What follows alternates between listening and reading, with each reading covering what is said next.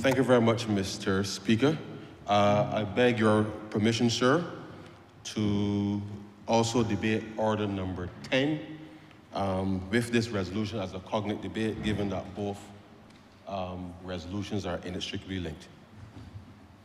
The question is that order 10 and 11 be treated as a cognate debate in that they are inextricably linked. All those members in favor, please say aye.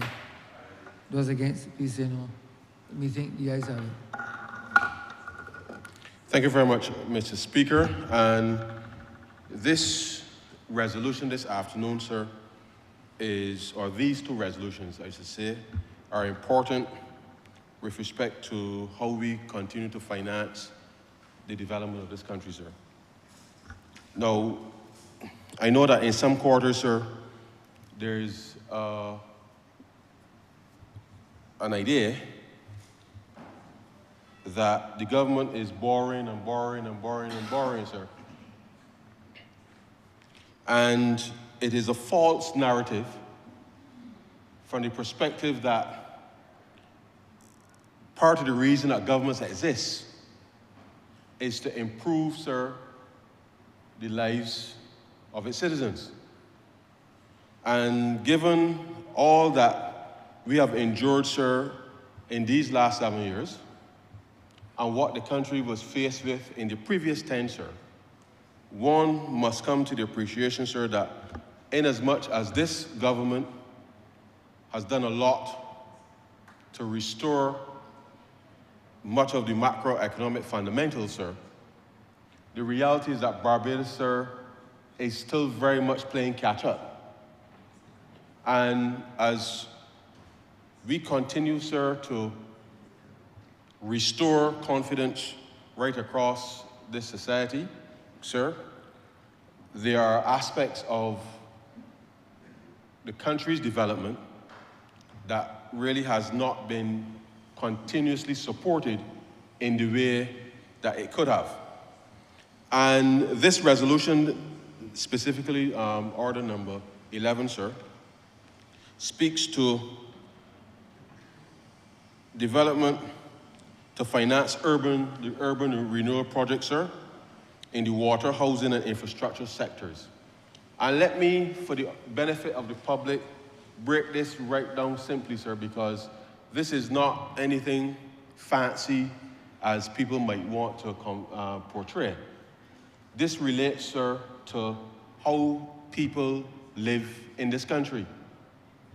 Let me take you back, sir, just a few years, because when I say that we are still playing catch-up, I think I want the public to appreciate that the decisions that a government might make over time, sir, they really do have consequences. In 2008, sir, April 30th, I think, to be precise, sir, an agreement between the Inter-American Development Bank, sir, and the government of Barbados was signed in order to improve housing, sir, the neighborhood improvement project, sir, in Bridgetown, sir. $40 million US to be precise, sir, which if deployed in the way that it was deployed at that time, because as you know, sir, government is a continuum. So whilst that would have been signed in April of 2008, it meant that all the preparatory work, sir, would have started prior to the election of 2008, sir. And therefore, had those resources been deployed at that time for the benefit of the citizens of this country, sir, I will not be here today to raise a resolution which is seeking the Parliament's permission to access resources now from the Saudi Fund for Development, sir, to do the exact same thing that was envisaged to be done for the benefit of the people in Chapman Lane, Cat's Castle, and across urban Barbados, sir. The Garden Land, the entire corridor, sir. the entire corridor. That now some 17 years after the fact, having gone through all that we've had to go through in the last 7 years, sir, now having to find resources again to do the very thing that the government has set out to do more than 17 years ago. And so, I say to the public, sir, when the last administration canceled unceremoniously, sir, the loan agreement, without any other alternative in place for how it was going to improve the neighborhood of those communities, improving the housing stock in those communities, sir, reduce the flooding risk in those communities, sir. And as you may very well remember, sir, when we came to office, in everything that we had to do, and the Honourable Member for St. Michael South Central can recall, we did quite a bit of work on government's budget, addressing a number of issues in the Murphy's Pastor area as it related to flooding, sir, which the very neighborhood upgrade program, all of that was part of, sir, that we had to do in the midst of a debt restructuring, in the midst of everything that was happening in the country, sir. We made it a priority to address those issues on budget, sir, but still in a very limited way because you still had other things to do. And so whilst that work is not yet fully complete, it is our intention that with this specific resolution before Parliament today, sir, and that of the other one which I will speak to very briefly, that I hope citizens will appreciate that we have to see things through because as I say, sir, time is money. And whilst it takes time to spend money, sir, the reality is that if you don't execute these things early enough, sir, then it means that the benefits for the very people, sir, the very people, our people, sir, are delayed. And so this resolution is here before this chamber this afternoon to restart, sir, a process that was started some 17, 18 years ago. And I hope that the people in Bridgetown, the people, or let me say the greater Bridgetown area, who will benefit from this specific intervention and a series of interventions, because this is just phase one, sir, of this particular exercise, in order for us to be able to address those things that we know need to be addressed as government. And therefore, when we speak to how we are proactively managing not just the fiscal situation, sir, but seeking alternative financing arrangements in place with other, in this case, bilateral loans facilitated through the Saudi Fund for Development, sir, that we are doing so with our people, sir, front and center of the public policy framework. And so this is an important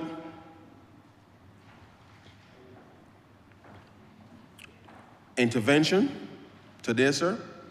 And I will just very quickly go through the terms of this specific agreement, sir, which will be over 20 years, sir, with a 5-year grace period, 3.5% per annum, sir, and it will include the natural disaster clauses as has become customary, sir, with respect to our debt framework. Now, sir, this Parliament, in approving this resolution this afternoon, will allow us to be able to unlock roughly $38 million US, sir, with respect to this particular project.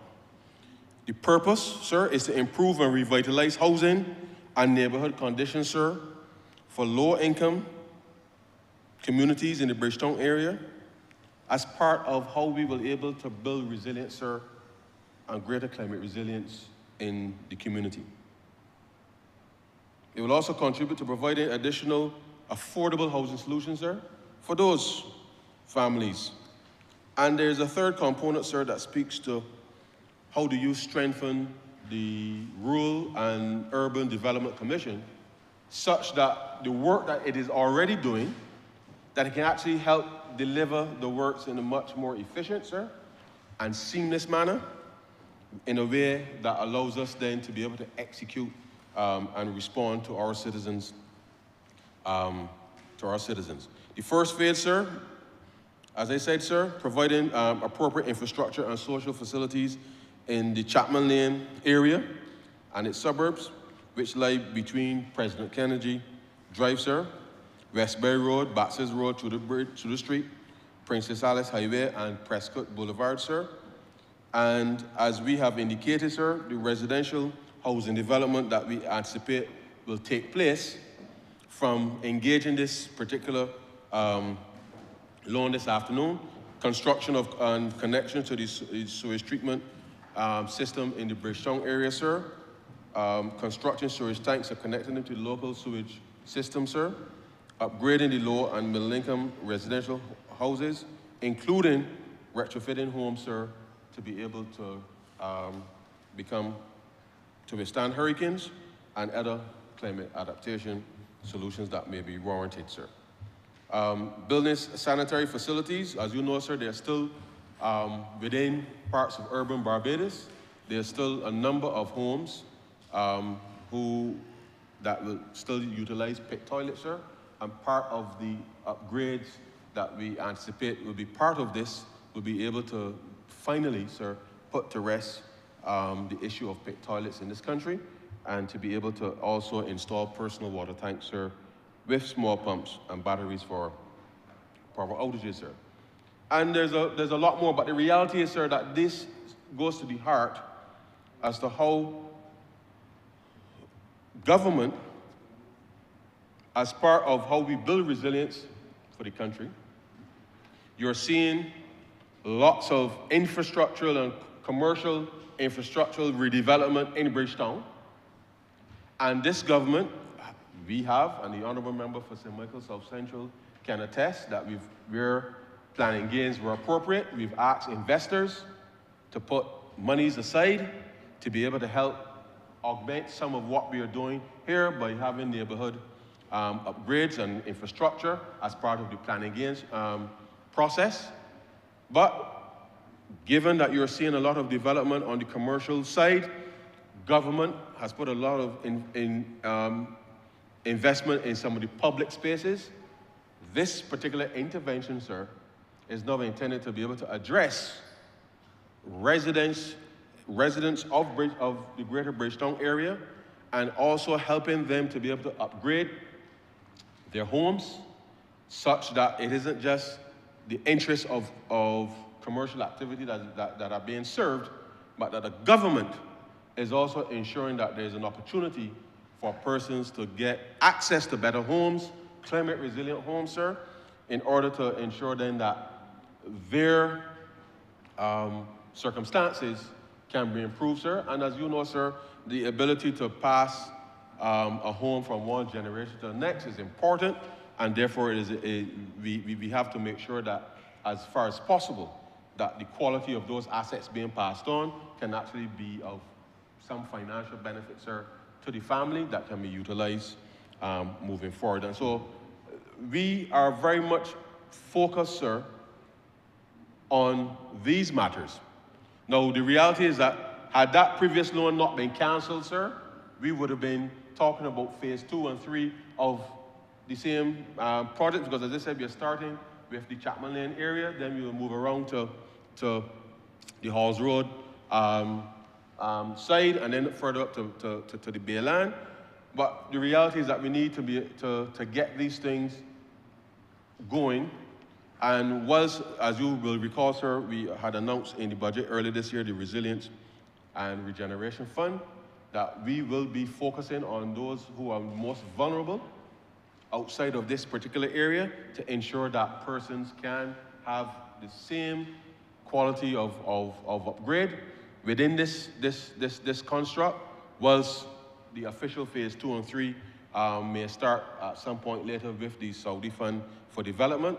But this is something that we are committed, sir, committed to ensuring that across Barbados, more generally, but this is specifically for urban Barbados, our commitment as the government is to build resilience, improve the housing stock across the country, allowing people to sleep a little more comfortably when the night comes, sir, when the high winds start to blow, and therefore not have to fear, sir, that the house may blow away in a storm. And therefore, this particular resolution allows us to be able to address some of these issues, as I said, belatedly, sir, but we are here, and it is our intention to ensure that once these loan agreements are signed, that we get to work with respect to the business of building the resilience with the assistance of the Saudi Fund for Development. And so the reality of this is that we have to do that which now has been delayed. And I urge certainly the stakeholders within the not just government, but equally the private interest, the landlords, the landowners, the residents, that there will be disruption in these neighborhoods as the improvements set in. Obviously, there will be issues in relation to traffic as these developments take place. And therefore, you really cannot get the improved quality of life without some level of disruption, positive disruption in this case, sir. And therefore, I urge at the outset, sir, patience. And of course, there will be a lot of dust and things about the way, sir. But at the end of it, we hope that we're able to see a much more, not just climate resilient communities across Barbados, but much more financial resilient communities, and communities that are closer knit with respect to accessing better facilities for social activities, as well as more comfortable housing as well within that. And so this is critically important as we also address some of the long-standing sanitary issues that arise. I think one of the greatest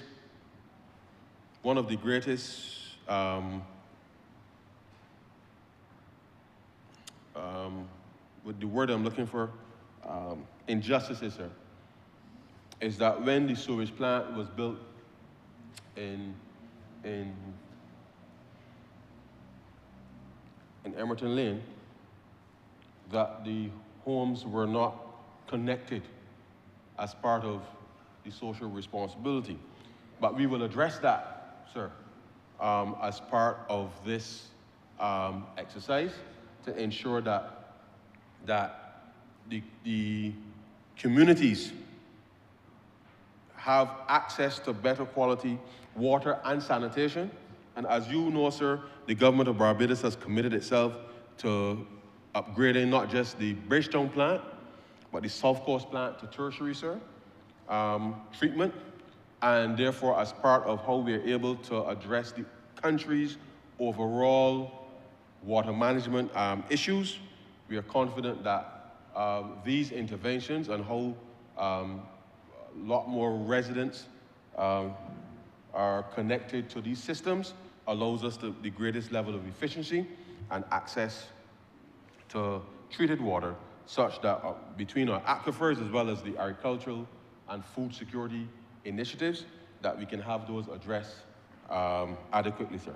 And so this is a very important resolution before the Chamber today, and I hope that we are able to see full implementation of this, and rest assured that with the will of the people, we will continue to implement this program to ensure then that the persons within the context of the city will be things. So I just wanted to assure Barbadians that this is just phase one of this project, which is critically important if we are going to address a number of the social issues that arise in this space.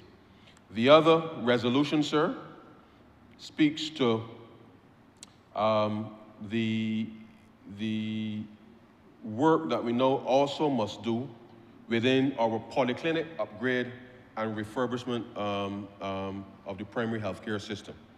So whilst we are focusing on, yes, improving the housing stock, providing greater social facilities to cater to the residents of Greater Bridgetown. As you would know, we have an overall strategy with respect to urban renewal as well as regeneration across the country. Within the context of what we're doing with the education reform, the Saudi Fund for Development is also supporting, sir, the upgrades of our polyclinics. As you are well aware, sir, we have had polyclinics in existence for a long time in this country, sir. The last polyclinic that was constructed was in St. John, sir, in the early 2000s.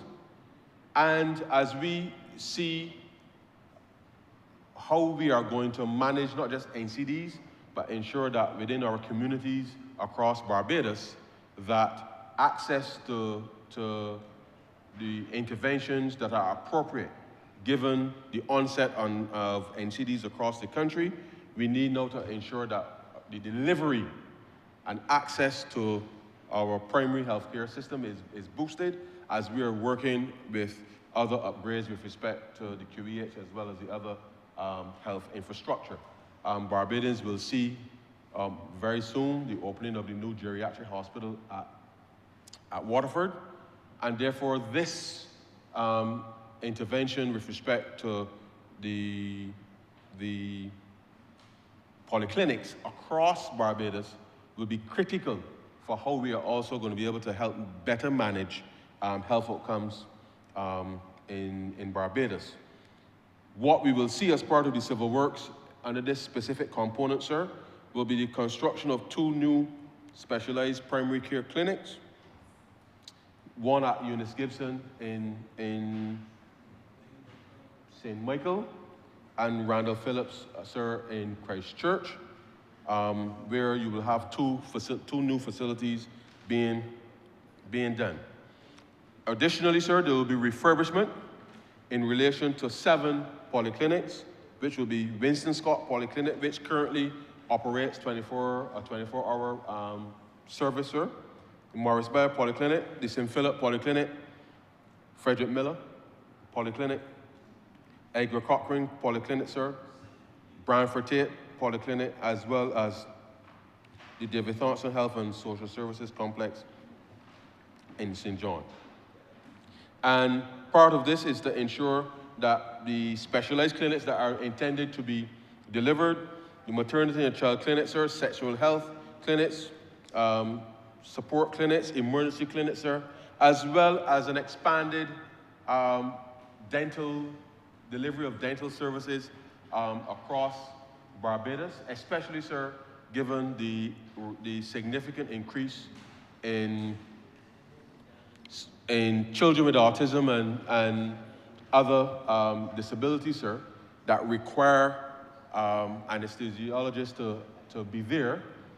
These are the kinds of interventions that we will see as part of this programming in order to ensure that those persons who need that specific type of intervention can also have access to that. In addition, sir, we'll be equipping the 9 polyclinics with the necessary medical equipment and furniture in order to ensure then that the quality service that we want people to access, that can be done as part of this. So this overall program, sir, fits within what the government's broader social investment is taking place, And as I had indicated, sir, at the very beginning, because we were not in a position at any time in the last 7 years, given what we have gone through fiscally, economically, and the like, we had to restructure the debt, sir, in order to do more for people. We are now in a position, sir, to be able to identify specific financing for these interventions, and therefore part of these two resolutions that are before the chamber today, sir, are very much, sir, people-centered with respect to a solid program, sir, of reinvesting within our social sector, sir, in order to get not just access to services, but to ensure that citizens can live effectively, sir, their best lives. And it starts with us being able to ensure that the quality of services that can be delivered within not just the polyclinic system, but equally, sir, as we embark on the community health programs, or expand the community health programs that have already been implemented, then we are in a position then to make sure then that those services can be delivered, accessed, and that people, sir, the people will have access right across the country to improve health services. Now, I hope that will translate, sir, into better health outcomes. Because at the end of the day, sir, whilst the government is focusing on how to deliver services better, I know that the Ministry of Health and Wellness has been busy trying to enhance the wellness part of the portfolio by getting people to be a little more active, sir, and to perhaps eat a little less sauce on a Saturday, sir, and a few things which may be vices. At the end of the day, just a little less. Just a little less. I ain't telling to left it out. I just eat a little less. Because it is the margins, sir. It is the margins that matter. And therefore, if people are a little more active, drinking a little less sweet drinks when the day comes, sir, and literally drink more water, yes, eating some more vegetables that the Minister of Agriculture and his team working hard to produce, then it means then, sir, that over time, the health, literally, of the nation will improve. And whilst there may be things within your family history that may be difficult to avoid, at the end of the day, sir, we must also take personal responsibility for what we eat, what we drink, what we do, how we do it, as part, sir, of the equation with respect to what the government is seeking to do with respect to social reinvestment. And this is not to be taken lightly, sir. These are two very, very important aspects of people's lives that every day in this country, sir, people make decisions about when they're going to go to the doctor, sir, when they're going to go to the dentist, whether they have enough money to fix the roof, sir, or this piece of siding board, or whatever it is, sir. These things matter in the lives of people every day in this country. And I'm very proud, sir, to know that having negotiated these two specific loans as part of a program which the Saudi Fund for Development is happy to support, that we can come to this Parliament and demonstrate to the people that the reason that the government has been working so hard to get things put in place is because, sir, as you know, progress is not permanent. Because if it's one thing Barbadians must have learned by now, is that whenever the other administration takes place, or let me put it this way, whenever there's another administration other than the Barbados Labour Party, that progress is often eroded. And therefore, we have to ensure, sir, that our policies are not just financed, but executed such that people know the benefits of those policies, and that we can identify, sir, very clearly that a government should not cancel a loan, sir, should not cancel a loan that has been negotiated for the benefit of people, sir, unless you have something else immediately lined up as the alternative to execute. And therefore, when you cancel 80 million Barbados dollars, that would have redound to the benefit of the people right across Bridgetown, sir, right across Bridgetown, with no plan B, plan C, plan D, plan nothing, sir. I think that is a failure of imagination. It is a failure of governance, sir. And this Barbados Labour Party, sir, does not in any way associate itself with anything like that. These two resolutions that are before this chamber, sir, these will help transform the lives of Barbadians in much the same way that the work that we're doing within education, sir, will transform the lives of Barbadians.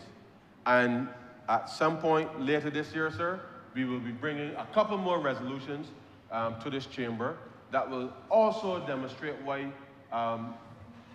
those interventions will also help transform the lives of Barbadians.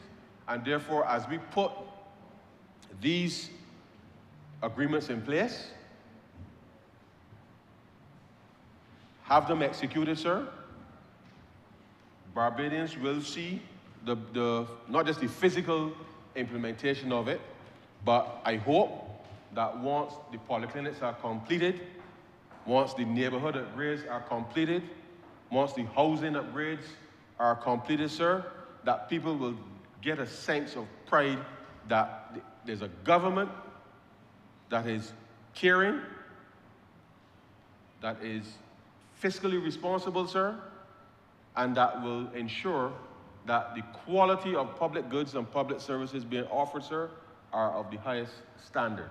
And therefore, their lives, as a result, sir, I hope they will see their lives not just matter to the government, but will have an easier path through life.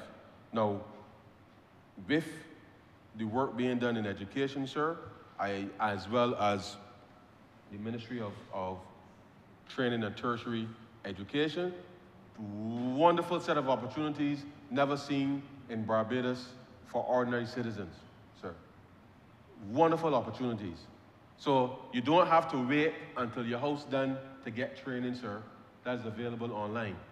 The Ministry of People Empowerment has already partnered with one of the telecoms companies to ensure that the most vulnerable homes in this country, sir, that they have access to internet so that they can access those training courses, so that there's no excuse for anybody saying today, sir, that there's no opportunity. The government is working. And therefore, every citizen must see themselves and must recognize that they too have a responsibility for upholding Barbados.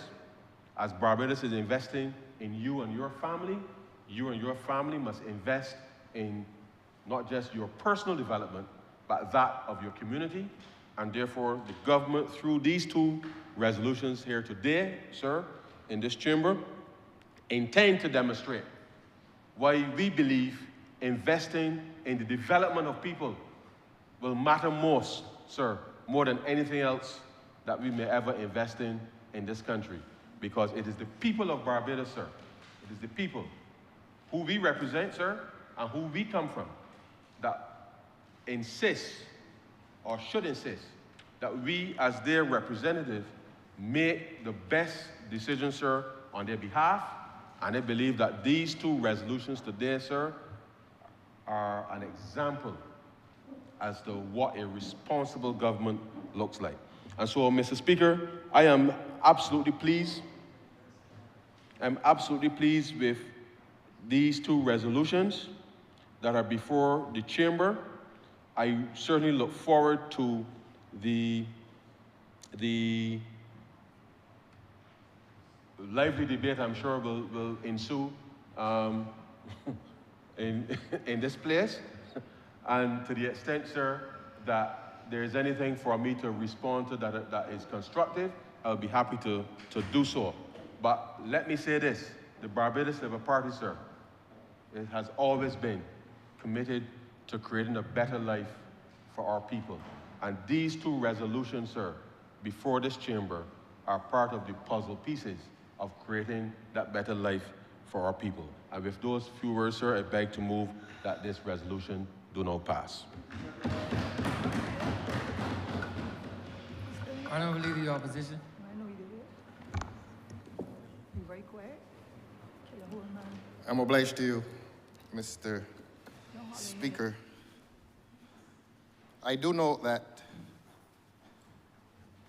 earlier today, the Honourable Member for St. Thomas, with her usual passion of speech, received very generous applause from her parliamentary colleagues during a speech in which I believe she said that she has never seen a society fall apart in this way. And I thought that rather interesting. I repeat, I credit the Honourable Member for St. Thomas as having said in this place today that she has never seen a society fall apart in this way. And prior to that, the impassioned Honourable Member described her constituency as Lost Thomas. Curiously enough, in the absence of the Chairman of the Cabinet, her colleagues felt the freedom to applaud her for those truths uttered with certain conspicuous absences from this chamber today. I applaud her too. Now, we come though to this repeated exercise of a government that continues to borrow money. And I don't know if the people of Barbados are becoming used to the exercise,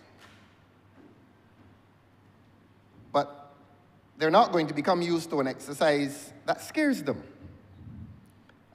This country exists with a certain trepidation whenever this government comes to this parliament almost every month and announces to the people of Barbados that it intends to indebt not so much the government, but the people of this country, and to be more particular, future generations of this country will endure with yet another albatross around their necks. I heard the Honourable Member say that government is a continuum, and he is not incorrect, and one therefore extrapolates from what the Honourable Member for Christchurch East Central has said,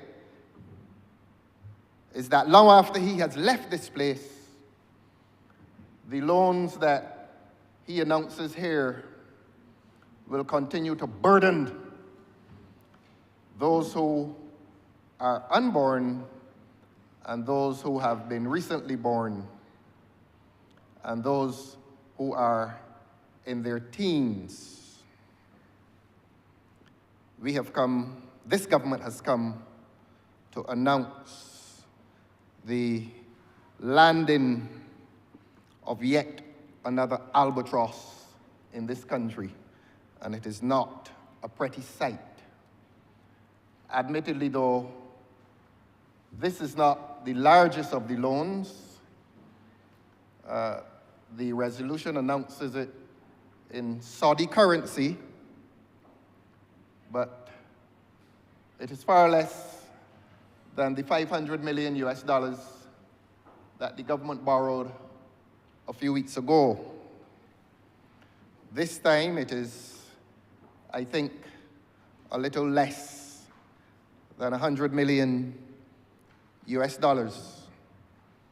But the ruling party is not going to be obligated to repay that. It is the people of this country who will have yet another addition to their national burdens. And this government continues to burden the people of this country. Now, when the Honourable Member began, he said that in some quarters, and I'm quoting as best I can, in some quarters there is a view that we are borrowing too much. And the Honourable Member said immediately after that, it is a false narrative. Now, when the Honourable Member says it is a false narrative, I'm not sure if he is denying that the country is borrowing too much, or whether he is denying that the country is borrowing at all. One would think, however, logically, that the Honourable Member for Christchurch East Central is now saying to this country, we are not borrowing too much. And it is a rather daring position to take.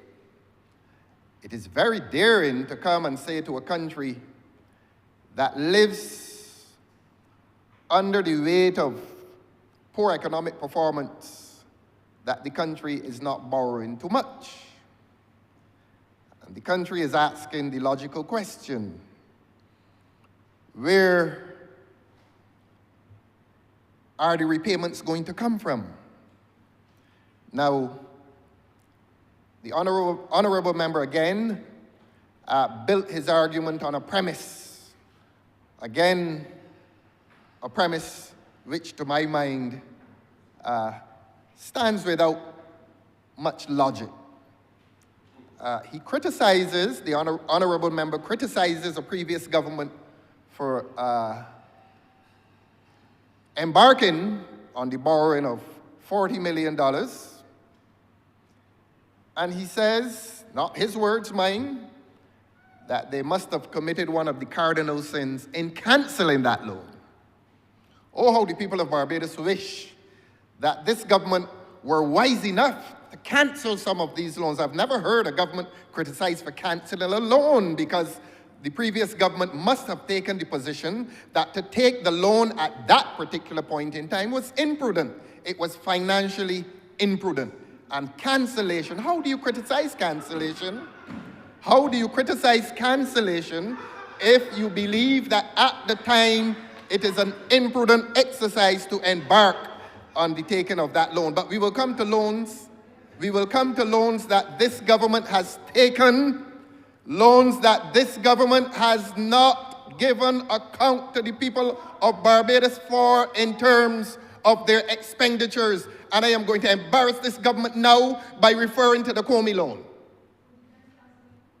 By referring to the Comey loan. Let the laughter die down. The Honourable Member for Christchurch East Central criticizes the previous government for cancelling a loan. He is stopping me today. I repeat, the Honourable Member for Christchurch East Central criticized the previous government for cancelling a $40 million loan. This government took a loan of $25 million US dollars from a now well-known bank for the purpose of, and I quote, cricket development. Has this government given account to this country? Has this government given account to the Barbados Cricket Association? Has this government given account to all of the many clubs across Barbados as to the expenditure of that loan of $25 million US dollars received for cricket development? No, it has not. It has not. What we saw was a paint job done on a relatively new stadium. What we saw was the importation of a temporary stand at Kensington. That is not cricket development. Cricket is not a paint job at Kensington. Cricket is not the purchase of a temporary stand at Kensington. Cricket is a game, and more than a game in this country, it is a central portion of a local culture. That thing we call cricket, that central portion of this culture has not benefited. It has not. I'm a member of a cricket club, and I have seen no enhancement, neither of the facility nor of the game. I have seen a game that continues to languish in this society. I've seen a Barbados Cricket League that has reduced from 120 clubs to about 12. And we have a Ministry of Sport. I have seen the game in decline, and it is a painful thing to observe. But I don't wish to digress. The people of this country were told by this government that $25 million was borrowed for, and I quote, cricket development. The point I make is that this government cannot with any credibility,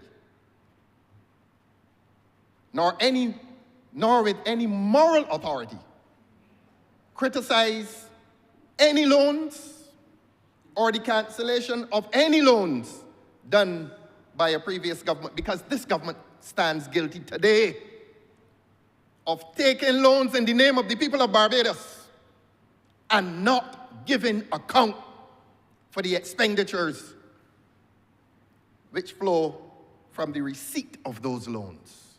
In other words, the people of Barbados do not know where this money is going. Shakespeare said, something is rotten in the state of Denmark, something is rotten in this new Republican state. That's something as basic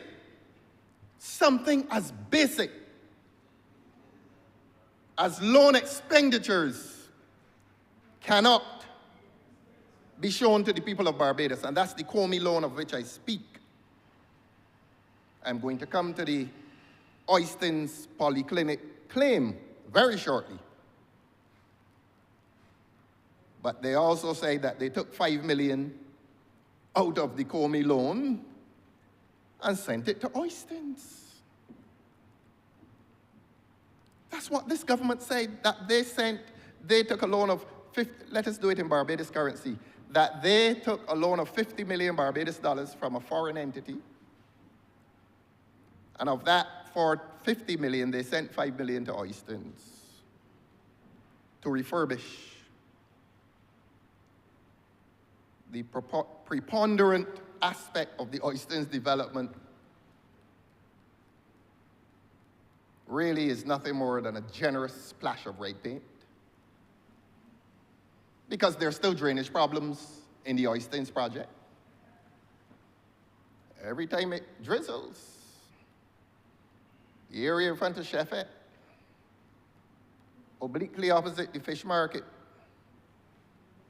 and the area between the Bay Garden and the ocean, flooding as usual. Where's the 5 million? When will this government speak with moral authority on the expenditures incurred after the grant of loans?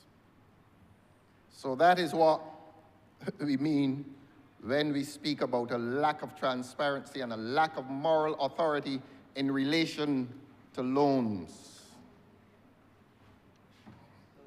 But the country continues to be concerned about these frequent visits to international lending agencies. Now, on a previous occasion, I have noted that 2 previous governments made an exit from IMF arrangements, and they made those exits with funds locally generated within this national economy. This government now has the ignominious distinction of being the first government to exit an IMF loan with another loan taken more expensively. The IMF loan was in the region of, I think, 4%. And the people of Barbados who now understand must know that it is financial madness to borrow monies at 8% to repay a loan at 4%. That's financial madness. That is financial madness. But apart from the insanity, the financial insanity of the arrangement, the government now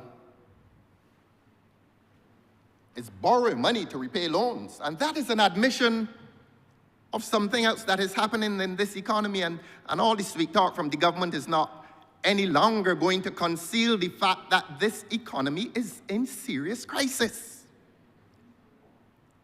That if in 1982, 83, a government which will find favor with this government now, after 18 months repaid an IMF loan with locally generated monies, and 10 years later, another government, after 14 months of having entered into an arrangement with the IMF, repays the IMF loan, not with another loan, but with monies generated locally. I repeat that this government now has the ignominious distinction of being the first government to repay a 4% loan with an 8% loan. Financial madness. So let all this sweet talk end. I know that this is a time of year when Barbadians are looking for some festive relief,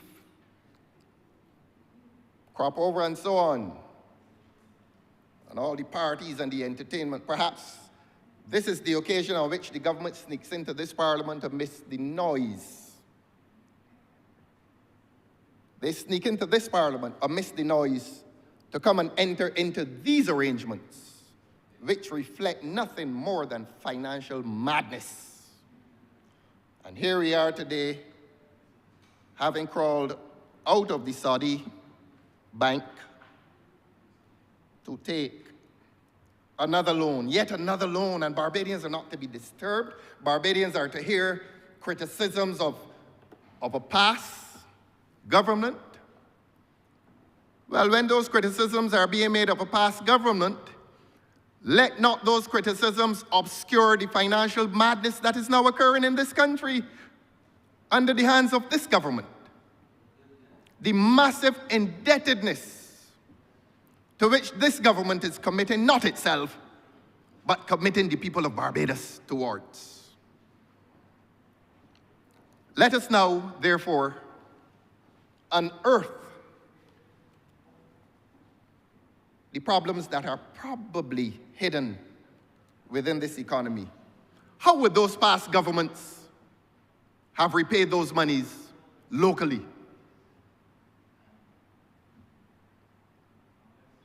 Clearly, government receives revenues, and clearly government receives revenues from various economic sectors. Tourism, for one, has historically since, I think, the 60s, 70s, perhaps more so, would have become the major industry in this country. And from then to this day, revenues are generated within that industry and government becomes a beneficiary. And becoming a beneficiary, it is able to meet its indebtedness, or meet its obligation, rather, to pay its debts. So tourism has been one. International business has been another. Of course, this government has never admitted to the people of Barbados that there has been severe decline during this regime of receipts from international business. So when the talk is pretty, and the music is loud, and the festivity rages across the country, when the music dies down and September comes, it becomes a sober autumn, perhaps. When the people rediscover that under this government, substantial revenues from international business have been lost. Where's the laughter? Drowned out by the music of crop over? Well, let this government explain to the people of this country why revenues from international business have declined, and have declined so substantially. And it is that decline that contributes to the government's inability to pay its debts. And that is why the government is repaying debts, with more loans. Let the people of this country understand that. Agriculture. I think the Honourable Member for Christchurch East Central, and I want to assure him that he's not an errand boy. He is just sent here to say things that the government once said. He is not the senior minister in the Ministry of Finance. But it is so curious, you know, these jobs are handed to him. And I bear no hostility towards him. In fact, I care for him and what he has to do. And it can't be easy to be appointed to be a bearer of concealed bad news to the people of Barbados. Look, Honourable Member, through you, sir, for Christchurch East Central, let the other person come sometimes and bear this bad news. I care for you as a technocrat. I do. As a politician, I am not sure that these expeditions to this chamber to do what the Honourable Member is being asked to do fortnightly or monthly is in the Honourable Member's best reputational interest. I care for this Honourable Member as a technocrat, not as a politician, whom I insist is not government's errand boy. If anybody says that, I'm not going to agree with them. But he is asked, the Honourable Member is asked to do a job that perhaps a person with courage should be the one to come here and to do it. And I will demonstrate to his colleagues his own innocence. His own innocence. And this is not a personal attack. This is to dissect the political anatomy of a man who, a minister, a junior minister, who sometimes says things unwittingly. And I was so grateful to the Honourable Member on the last occasion when, in full flight, he came here and spoke about the $500 million US loan. And he boasted that it could have been $2 billion if they had felt like taking it. And then he named the delegation. And I suspect the one who sent him may be a little upset at him for unwittingly telling the truth.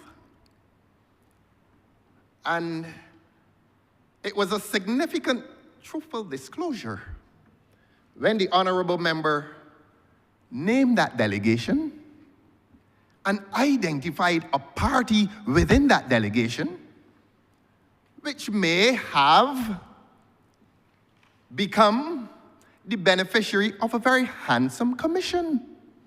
So let the people of Barbados now understand that these loans that this country is taking have attached to them certain hidden expenses. But the honorable member for Christchurch East Central, in his political innocence and his technocratic disposition to transparency, much to the chagrin of the person who sent him, disclosed impliedly that these loans come possibly with generous expenses paid to certain individuals. This is a parliament, a place of speech, impliedly a place of truthful speech, and I want to thank him for telling the truth of that last loan. That in all likelihood, a percentage of US $500 million was taken as a commission and paid to some very fortunate party or parties. A similar disclosure has not been made today. I don't know if the honorable member has been chastised for his innocence and political honesty on the last occasion. But in case the people of Barbados are interested, since the people of Barbados are the ones who are going to repay these loans, the people of Barbados also want to know, and they're entitled to know, and they insist on knowing what are the expenses and to whom have those expenses been paid. These are public funds. This is not a private arrangement, and if any private entity is benefiting from a public obligation, as the honorable member did on the last occasion, please identify the private parties, and as was not done on the last occasion, please do on this occasion and tell the people of Barbados how much of this loan, if any at all, is being paid in professional fees. As I said, it is a public transaction. Let the public know. It was disclosed on the last occasion. The possible beneficiary was disclosed on the last occasion. Is there now a private beneficiary in relation to this loan? You see, the point is this: that most of these transactions into which government is entering and speaking glowingly of public benefit, there is a large private benefit going to some people in this country. Name them. And not only name them, but say how much they get in. Because the amount that Barbadians have to repay includes what is being paid to these persons. This is not a private arrangement. This is a country being committed. This is the people of this country being committed to the repayment of a loan. Oftentimes, we do not need it. But clearly, somebody needs to make handsome benefits whenever this country, this government, I beg your pardon, whenever this government embarks on these financial expeditions, claiming, and I say falsely claiming, that these monies are destined into certain areas, and the people never see it. The people of this country never see it. Loans have been taken by this government, and this country has not seen the physical, the material benefit of those loans. I was on to the areas in which, and this is for the education of the people of this country, the areas in which government may derive funds to repay its loans from monies locally generated. I mentioned tourism, I mentioned international business, which this government is about to kill. And I was so amused when the Honourable Member for Christchurch East Central, sent as he is to do a job, mentioned agriculture, and somehow managed to praise the Honourable Member for St. Philip South, the Honourable Minister of Agriculture. I could not believe it. And this Ministry of Agriculture is presiding over the worst decline ever in the history of this country. The worst decline in agricultural production ever. That perhaps the central bank report is being generous in saying that agriculture may be 3% of gross domestic product. Who knows? It may be smaller. Look at sugar. Can these things be denied? Look at sugar and look at the uncertainty that visits the future of sugar.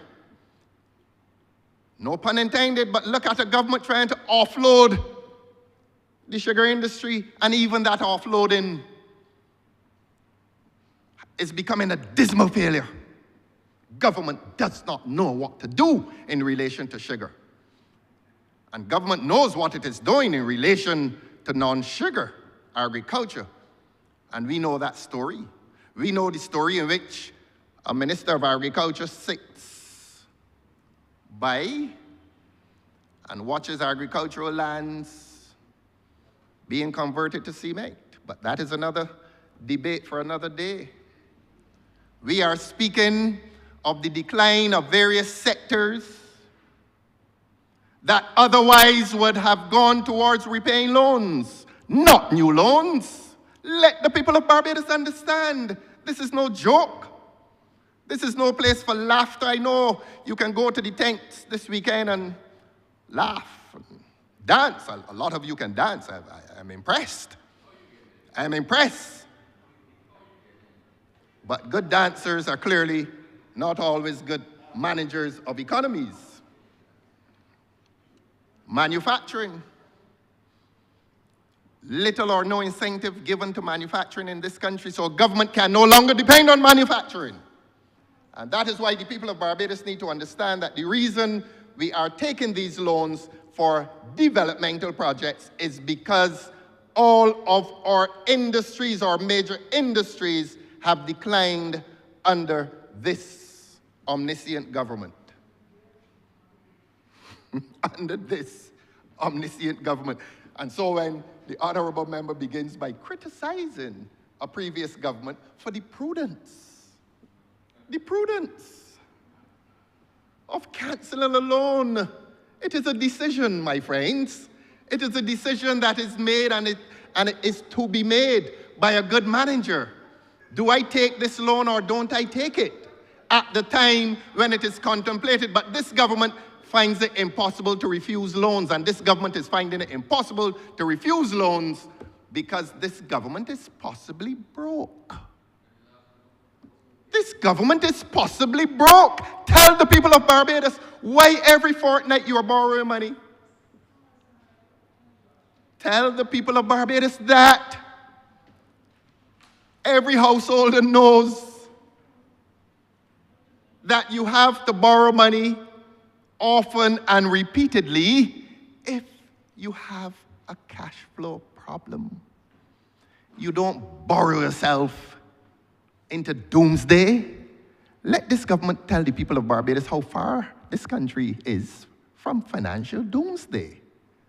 Let this government, in a moment of candor, tell the people of this country that the tourism receipts are not able to pay the loans. And that the receipts from international business are not enough to pay the loans. And that the receipts from agriculture are definitely not enough to pay the loans.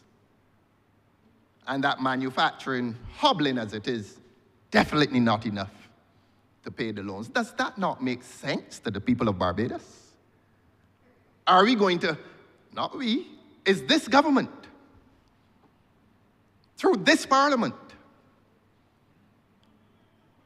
intending to come here every fortnight and make an excuse for deepening indebtedness. It makes sense now to conclude that the government is continuing to take loans because of the financial peril of this country. It makes sense for the people of this country to conclude that this government every fortnight is borrowing money to pay previous loans and making a claim that the new loan is for some developmental project. Comey stands as evidence that that loan had absolutely nothing to do with cricket development. But the people of Barbados are entitled to ask, where's that $50 million? It certainly was not spent at Kensington. And $5 million of it certainly was not spent in Oistins. Something, according to Shakespeare, is rotten in the state of Denmark. I beg Shakespeare to add Barbados to that. Something is rotten in this Republican state of Barbados. And the people want to know. And the rottenness reflects itself in the perilous financial state in which this country finds itself, and crop over now becomes the season to obscure the peril. No amount of revelry and festivity must now be allowed to cloud and to obscure the perilous financial state in which this country now finds itself. We are in trouble. We are in trouble. And as I said before, and I repeat, every householder, even the most unsophisticated householder, knows that frequent trips to the bank and the credit union is evidence of a household that is in peril, and that you're merely postponing doomsday. This country, under this government, is postponing doomsday, and I want the people of Barbados to know this.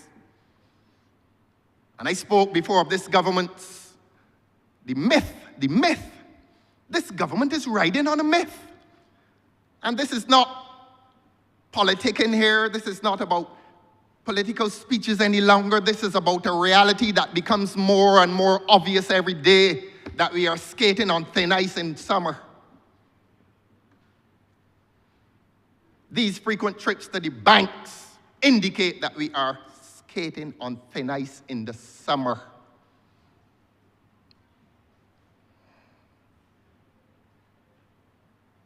What is this government going to do?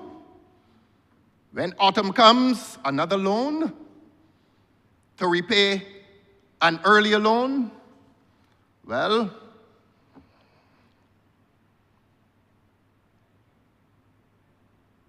I will give further evidence against this government.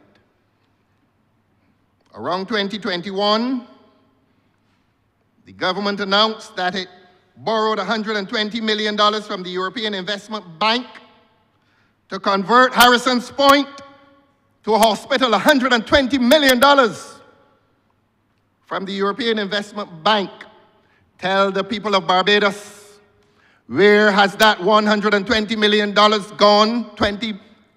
Let me repeat. Tell the people of Barbados, where has that $120 million gone? Further to an announcement by the government that it was to convert Harrison's Point to a hospital. Is there a hospital down there now? And what is the future of that hospital? And what of the recent news reports as to the destiny of that property? Something is rotten in this Republican state of Barbados. These loans are not being accounted for, but this is the season of festivity, of revelry, and perhaps the people will not pay attention to what this government is doing during this season of festivity. I refer to the Comey loan as evidence as to how this government is conducting the financial affairs of this country. And while I do that, though, let me pause and remind the people of Barbados of something that this government thinks that we have forgotten that with all these loans, Barbados' credit rating is still at speculative grade or junk bond status. So that when these pretty words are spoken as to how well we are doing when everybody knows we are not doing well,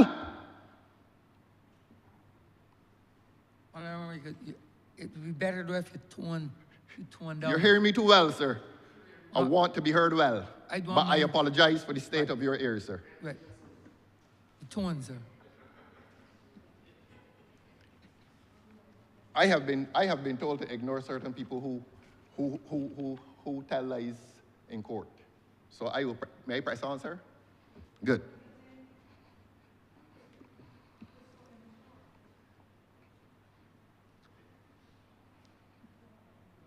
So that let the people of this country be aware that Barbados' credit rating is still at speculative grade or junk bond status. And said in here, that does not amount to perjury. Said in here, it does not amount to perjury. Indeed, it is the truth. Said in here, it does not amount to perjury. Honourable member, that has no part in this debate. No, I'm saying what No, I'm just saying the here. honourable member. But I'm addressing you, sir. Yes, sir, but so I'm addressing you, sir. That is not applicable in this chamber over which I rule.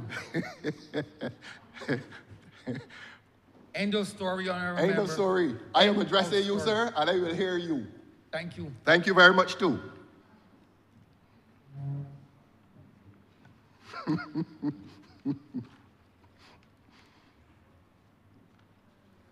So let us, Your Honor, look at aspects of this loan. But let me go back, though, and remind the people of Barbados that they are intended to ask this government what happened to the $120 million taken from the European Investment Bank to convert Harrison's at North Point into a hospital. And in the aftermath of certain reports, what has become of those plans? So you see the point we're making, sir? That is rhetorical. You don't answer from there. We're speaking to the people through you, sir. Because this government is so wise, and wisdom involves honesty. And this government tells the people of Barbados that these loans are taken as part of honest enterprises. This one today, they tell you they're going to fix pit toilets in town and various parts of town, and they're going to fix the infrastructure and the water and so on. 7 years later. Well, 4 years later, 4 years later, you're going to shut them up, sir? Or you hearing me? How many people you hearing, sir? I express right, but hear parliamentary deafness to certain things. Not judicial, parliamentary deafness. You know when he spoke, I sat here and I recorded and writing what he was saying. I love to hear him, you know. There's something charming about him. And particularly when he does his dialectal indulgence. It is very charming, except that I do not interrupt him. And he is decent enough now to feel embarrassed that he has interrupted me, so I will forgive him and move on. I didn't hear it. I remember did not hear the honourable member for East Central interrupt me. I hear you say mouse. I hear you adding mouse. I hear you using mouse. I heard the honourable member using mouse. He did not interrupt you. He said nothing about the honourable member for Christ. So say nothing. To or about. Why you getting this, sir? He laughing and I laughing. Why are you getting in this? Because I am empowered to so do. He laughing and I laughing.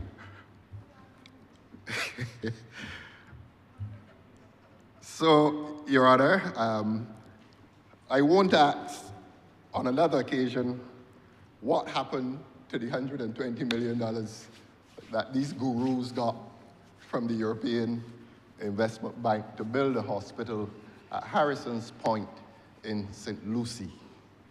We will not ask that again. Because by now the government, through the Honourable Member for Christchurch East Central, has the answer. He's digging into his bag. There's an answer down at the bottom of his bag, and he will take it out very shortly. And when he speaks again, he will, I don't know if it's a red bag though. They walk around with red bags. He is going to disclose that answer this evening. As for this loan, we're going to ask him, he's the leading technocrat in here, what will be the foreign exchange conversion costs.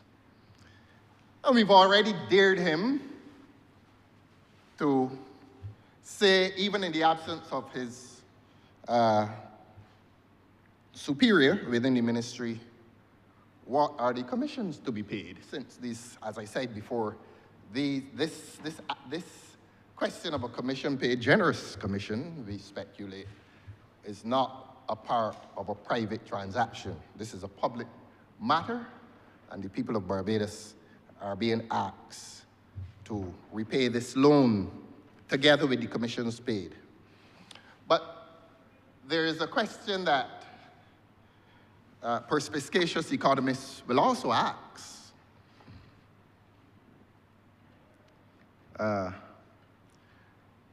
This government previously pledged to do its borrowing when it could on the domestic market and to avoid the obvious disadvantage of foreign borrowing. Foreign borrowing. But it seems, Your Honor, that this government has encountered problems on the domestic market. It seems that way. Now, all governments, I think, and certainly governments in this part of the world, in these open economies, open and vulnerable, would obviously wish to pursue domestic borrowing over foreign borrowing. I mean, the advantage is obvious. And this government at the time, I think it was last year even, made that pledge that where the domestic market was available, it would pursue the domestic market. But here it is, in the space of weeks, off goes the government again to the international market to borrow foreign monies. This is an opportunity for the government to disclose to the people of Barbados whether it is encountering problems on the domestic market. In other words, is the domestic market unwilling to lend government money? And if the domestic market is unwilling to lend government money, is this the reason that government has to cross the border, go to the international market and borrow money at a very high price? 8% is high. Now today it is 3.5%, I think. But of course, within the Saudi resources, this loan to Barbados is probably forgettable from their perspective. From their perspective. So this is a slight matter. This is a trifle within the Saudi financial complex. For us, it is not, though. Close to $100 million US is not a trifle for us. Borrowed, as it is on the foreign market, it means that we have to raise foreign exchange to repay it. But the question is asked, is this to tell us, is this breach of government's commitment to resort to the local market when it becomes available, is that an indication that the domestic market has lost confidence in the government? Possibly. Because the domestic market would have a closer eye on this government and on this economy. In other words, they know. They know what is happening in this economy. They know why purchasing domestically may be down. Just as an example, they will know that the economy is possibly, quite possibly, contracting. They may know that unemployment is rising in spite of government's insistence that it is at 6%.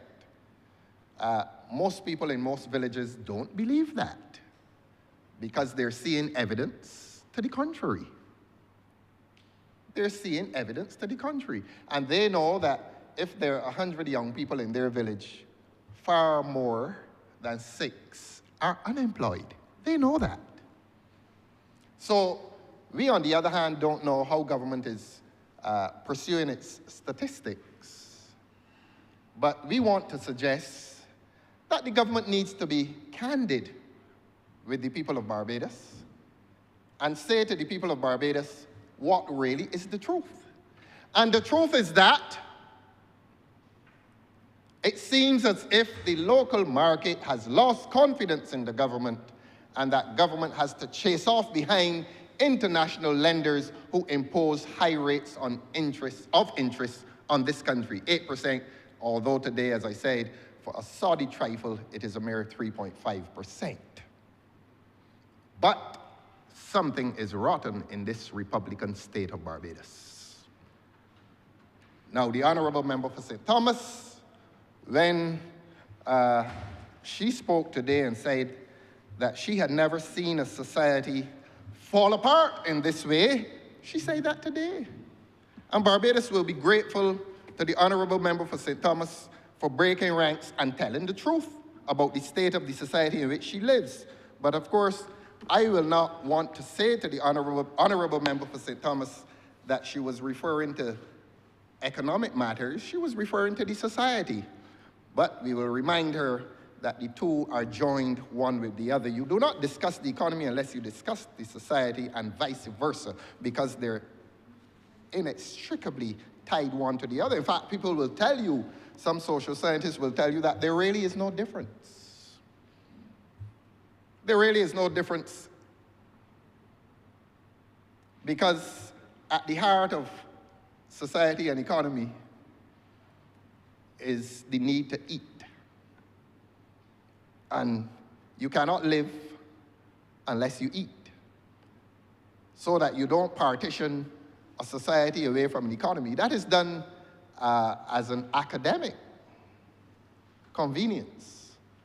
But there's a sense in which it is one and the same thing. But you have specialties and disciplines, and you will separate them. But the point is that the Honourable Member for St. Thomas must be congratulated for her perspicacious assessment of Barbados today, when she said, "I have never seen a society fall apart in this way." I hope she's not punished. I hope she's not punished for that disclosure. The Honourable Member for St. Thomas cannot withdraw it now. It was said, and we noted it. And she described her parish under the treatment of this government as Los Tomas. I chose today not to speak on that matter. I wanted to speak on this one, and to get to the heart of the matter, that this economy is in perilous trouble.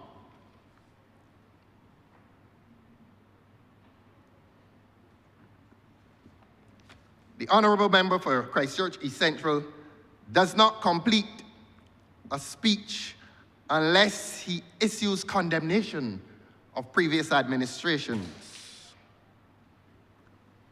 But if this administration is to be accused of heavy borrowing, it is not a new habit,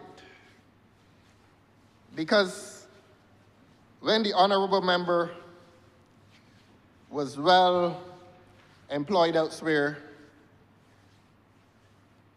his beloved government was committing this country to edutech and the millions upon millions of dollars that it cost this country.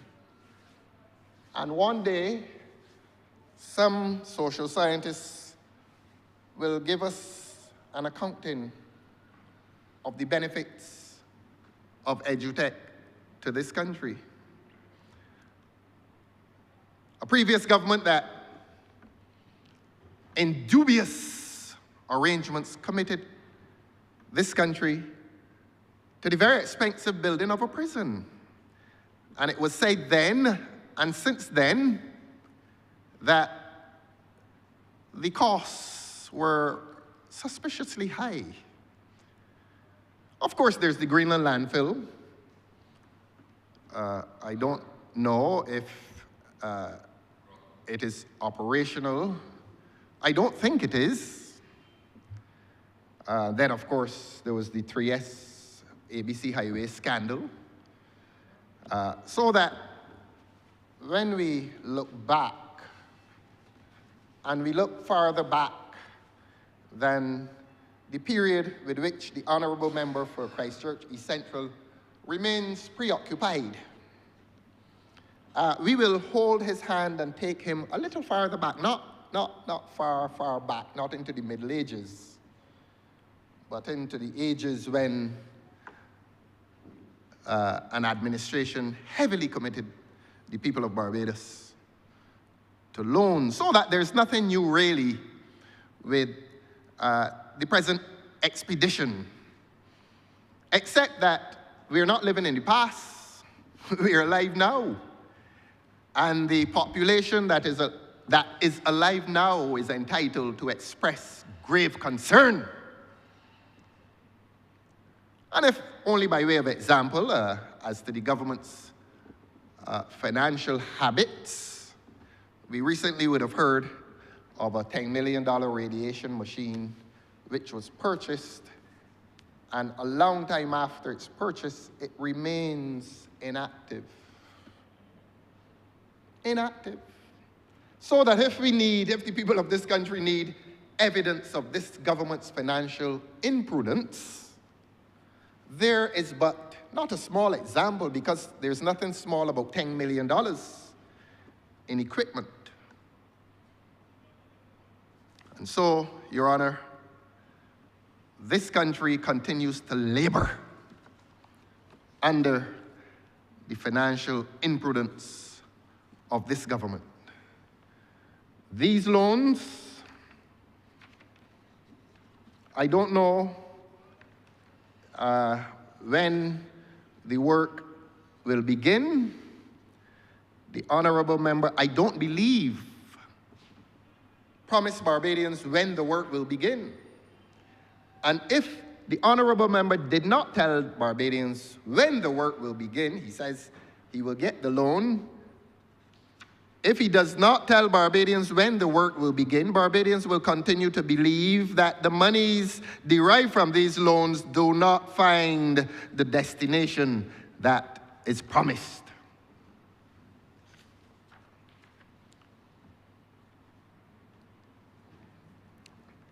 Here's another aspect to this transaction.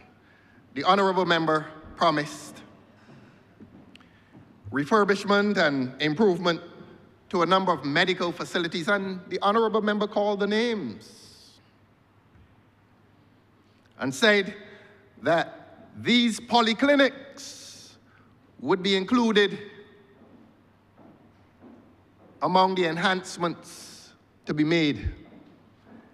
Now, I have accused this government of a failure to be transparent, a failure to be candid. Now, if the honourable member says that there are some polyclinics that are to be refurbished with monies derived from this loan, let the honourable member also say to Barbadians that government's plans in relation to the Oistins Polyclinic has nothing to do with refurbishment or renovation, whichever word you prefer. Let the honourable member confess to the people of Barbados that the plans at Oistins are identical to the whole town plans. That there is no plan to renovate Oistins. There's no plan to fix Oistins. There's a plan to relocate Oistins. To rebuild Oistins on the other side of the street. There's more to it, my friend. There's more to it. The whole town project, mired in controversy, is something of the prototype for the Oistins project. It's the honourable member intending to say to this Parliament that monies from this loan, I beg your pardon, is the honourable member intending to say to the public of Barbados that monies from this loan are going towards the rebuilding of Oistins. But I will remind the honourable member of what we were told some time ago. And I want the people of Barbados to know. And I want the people of Barbados to hear this. It is not only the East Coast that is heading towards controversy. Keep your eyes on Oistins. That we were told that there's a plan for a developer to come to Oistins and the present complex, the present civic center, including the library, the polyclinic, and the police station, will be taken by a developer who will also agree to build a new civic center on the other side of the road. What we are being told today sounds different. We were told that that new developer will undertake the cost for the project on the other side of the road, with which I say there is no difficulty conceptually, because it really amounts to using your land for its optimal value. And if tourism augments values on the coastline, we're a small country and we're trying our best to do our best. And if a civic center on a coastline amounts to less than optimal value in relation to the use of that land, we don't come here to obstruct progress or development. Of course, progress and development are often different things. But that's not the point today. The point today is that this country possibly was told, and certainly some of us were told, that a new developer will undertake the costs of the new Oistins Civic Center. Today we are being told that this loan will look after that cost. Something must be rotten in this Republican state of Barbados. Both cannot be true. But I do not accuse the honourable member for Christchurch East Central of misleading the people of this country. I don't think he intends to mislead the people of this country. If he had intended to mislead the people of this country, he would not have confessed that White Oak was on the last mission and that White Oak probably got a very handsome commission, like how they got a very handsome commission of $27 million to do a debt restructuring program that the honourable member for Christchurch East Central could have done himself for free. Something is always rotten in this Republican state of Barbados. He is far brighter than the White Oak crowd, far brighter. In fact, he is far brighter. I'll leave that alone. He knows what I mean. He knows what I mean. And I intended to compliment him. But while complimenting him, the work that he's sent to do is hardly ever worthy of compliment.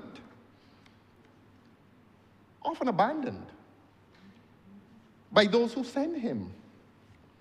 And this Oyston's transaction, as I said, mirroring the Holtown transaction, means that what was disclosed today cannot be accurate. And the people of this country are now demanding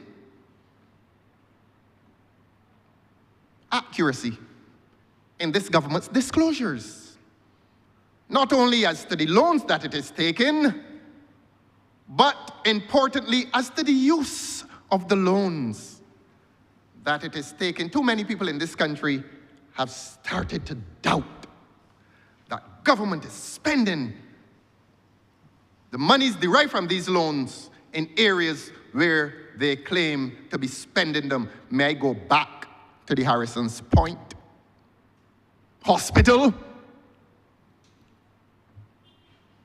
for which a loan of $120 million was taken from the European Investment Bank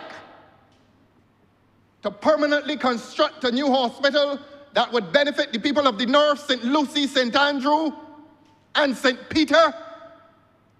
What is the story today? Government? What is the story today? This is no joke.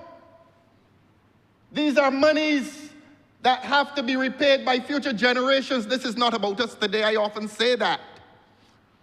Our political endeavors have little to do with us. We're all over 40. Every one of us in here, even those who pretend to be under 40. All over 40. This is not for us. As I said earlier, you under 40?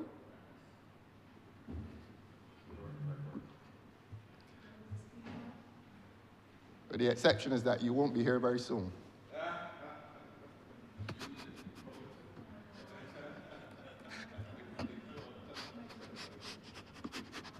You asked for that.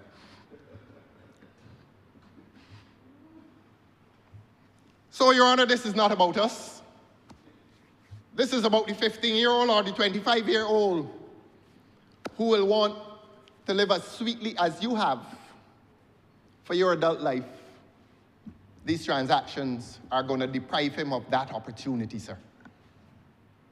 These transactions are going to deprive him of that opportunity. And these transactions become all the more suspicious based on government's record of a lack of candor, a lack of transparency,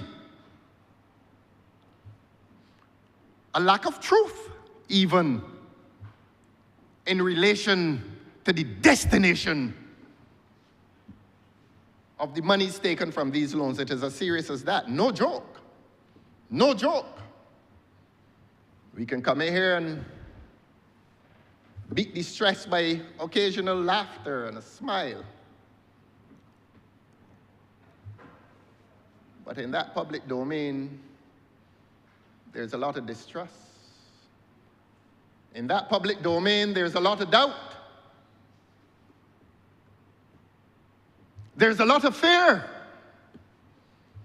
as to this country's future prospects. And when I speak of the country, I'm not talking about the landscape, I'm talking about the humanscape. Young people who are now fleeing this country in the wake of heavy indebtedness. A 25-year-old who will be called upon between the age of 25 and 40 to be part of a burden, or to be part of carrying a burden,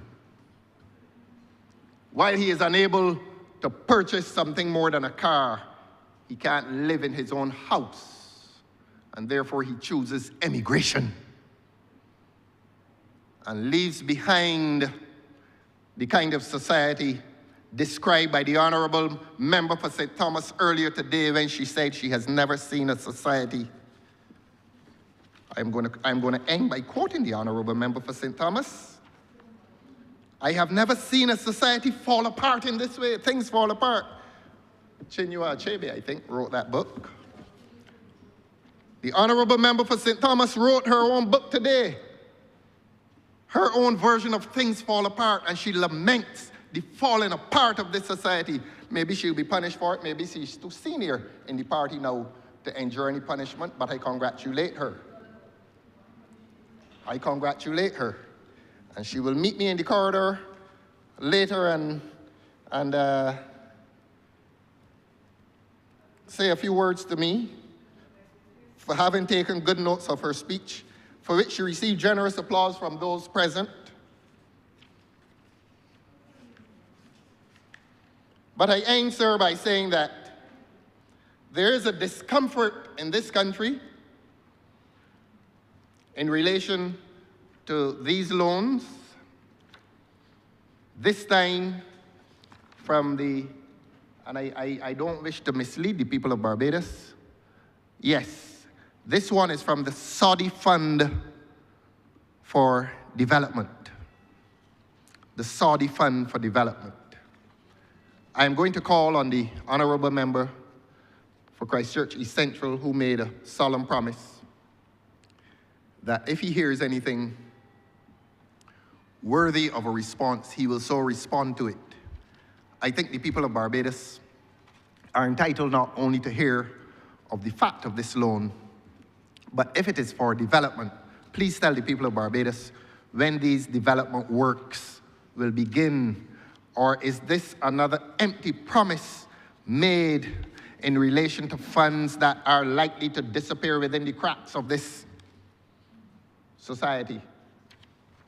Will it disappear? Please stand up when your turn comes, Honourable Member, and tell the people of Barbados when you expect these works to begin. The Honourable Member was extremely eloquent in articulating the various areas, Garden, Land, and Tweedside Road, and please tell them when these works will begin. Your Honour, you have been most patient. Your Honour, you have been most patient, and I am checking my notes to see if I have forgotten anything. I think I have. I think, Your Honour, I have covered all that I intended to cover. Just to say to you, Your Honour, that we join, the opposition joins with the people of Barbados in opposing these frequent expeditions to international lending agencies to prop up a failing economy, that the time has come when this government must begin new investment into the local energies of the people of this country and try to generate incomes, not only private and personal incomes, but a national income, so as to repay the existing loans and to cease these frequent visits to international lending agencies to repay earlier loans. That is a financial sin. It is financial madness. And that financial madness was disclosed a few weeks ago when the people of this country discovered that we were taking a loan at 8% to repay a loan, an existing loan of 4%. That was the madness. And so the people are entitled to lose trust and confidence in this government's ability to competently manage the economy of this country. Your Honour, I'm obliged to you. Honourable Member for St. Michael South Central. Thank you. Thank you, Mr. Speaker. The Honourable Leader of the Opposition once, not too long ago, made reference to the fact that I had chosen on 2 occasions to step back from the cabinet in order to focus on my constituency. He made reference to that, and he said that as a result, that when I came in here, I often seemed very unhappy. Now, a man, sir, that cannot tell the difference between when a woman has been left happy and unhappy has all kinds of problems, so I would not try to add to those. But I am glad that he came in today to give us some jokes to lift my spirits.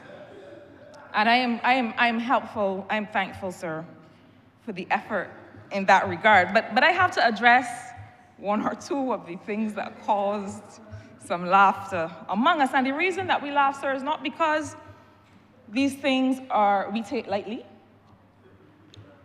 It's not because at all that we, unlike the last Democratic Labour Party administration, apply no discipline to the matters of finance and economic resilience of this country. To the contrary, this government absolutely does. So let me clarify that the cancellation of the loan for urban renewal in Barbados, and I have to address these matters, sir, as a former minister responsible for economic affairs and investment that inherited a mess of an investment loan portfolio. That's the truth. A nightmare on Bay Street. It really was. From a government that that left on the table 5 development loans unexecuted, either because they could not meet the counterpart financing, and I'll come to that in a minute, or simply because they didn't know how to execute the loan. The IDB loan for housing and urban renewal that was meant to address Greenfield and Gardenland and Cat's Castle and Island View was meant to be $80 million, $60 million from the bank, and $20 million in counterpart financing.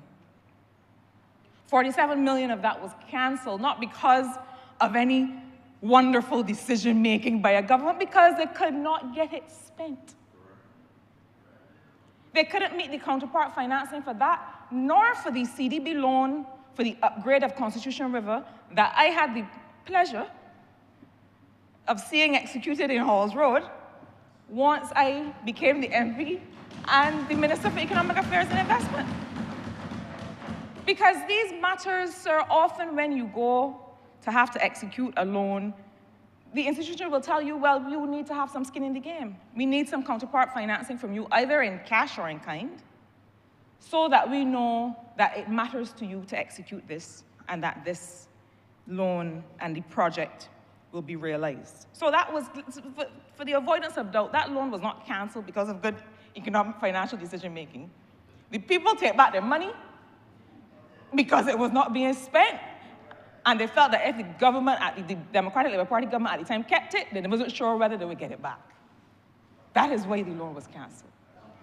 And it was part of a portfolio of about almost $191 million, if I recall correctly, and if I don't, the honourable members who now occupy the portfolio will correct me if and when they speak. About 130 or so of that from 5 capital works projects, if I recall, was left unspent. And so we had this happening, sir, in a context where a former Minister of Finance in that administration declared in this honourable place that he doesn't know what low-income housing is, because housing is expensive. That was the level of cluelessness that the people of Barbados had to contend with in the context of urban renewal. But sorry, go further, because I will confess to this honourable chamber today that the greatest challenge that we had as a Ministry of Finance, Economic Affairs and Investment, starting in 2018, was being able to convince the multilateral institutions, the financial institutions, that they should lend money to us again for housing and urban renewal, as a result of the poor economic management of those loans that they had granted in the past. Government is indeed a continuum, and the people of Barbados pay the price for the bad decision-making of a previous Democratic Labour Party government. And the irony of it is that a man that purports to lead an institution, to lead a political party, that would want to lead a country, if he could finally choose a seat from which to run. Does not have the understanding that this is how public finance works.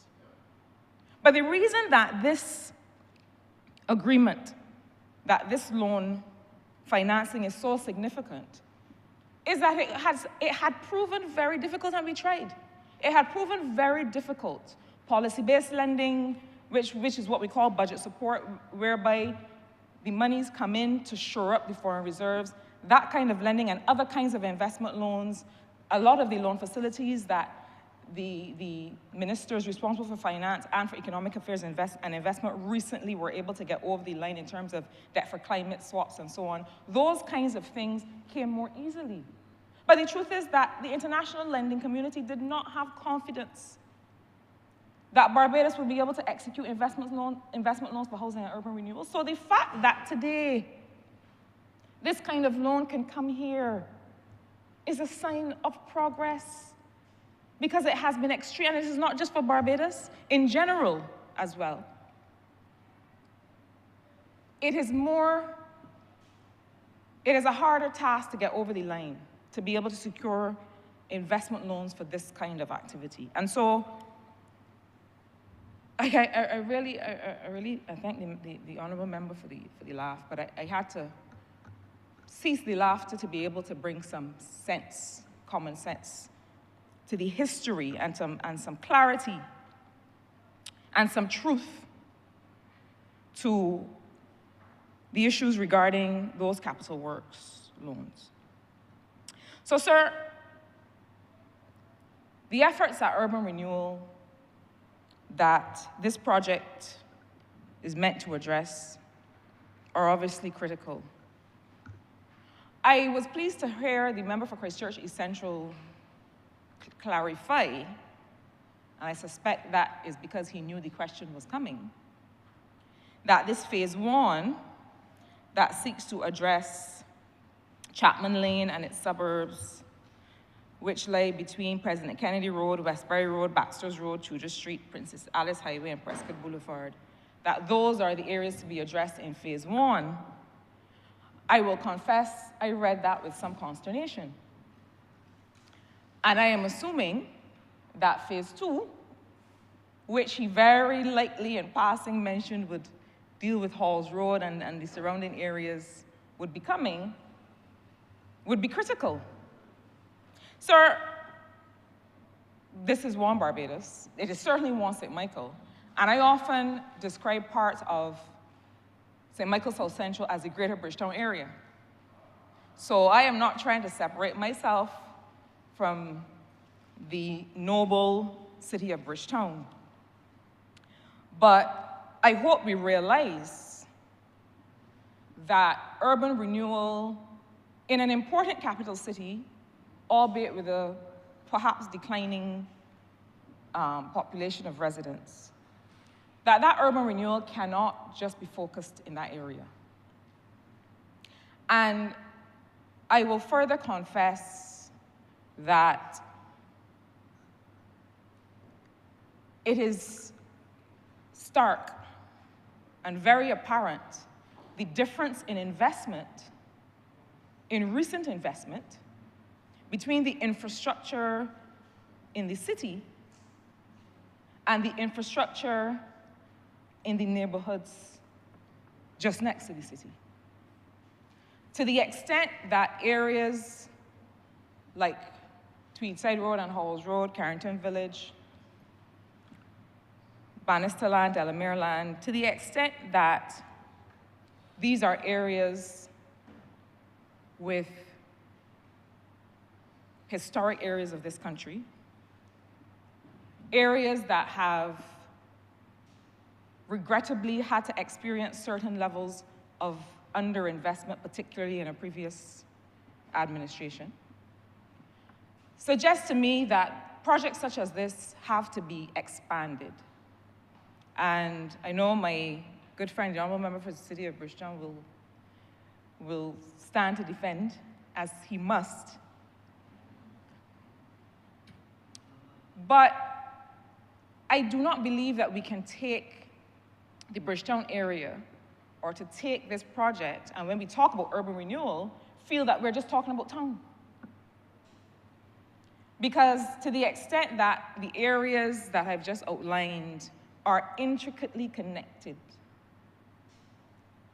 to Bridgetown, but also are at the core of urban Barbados, I would assume that phase 2 is following on the heels of this phase 1. Sir,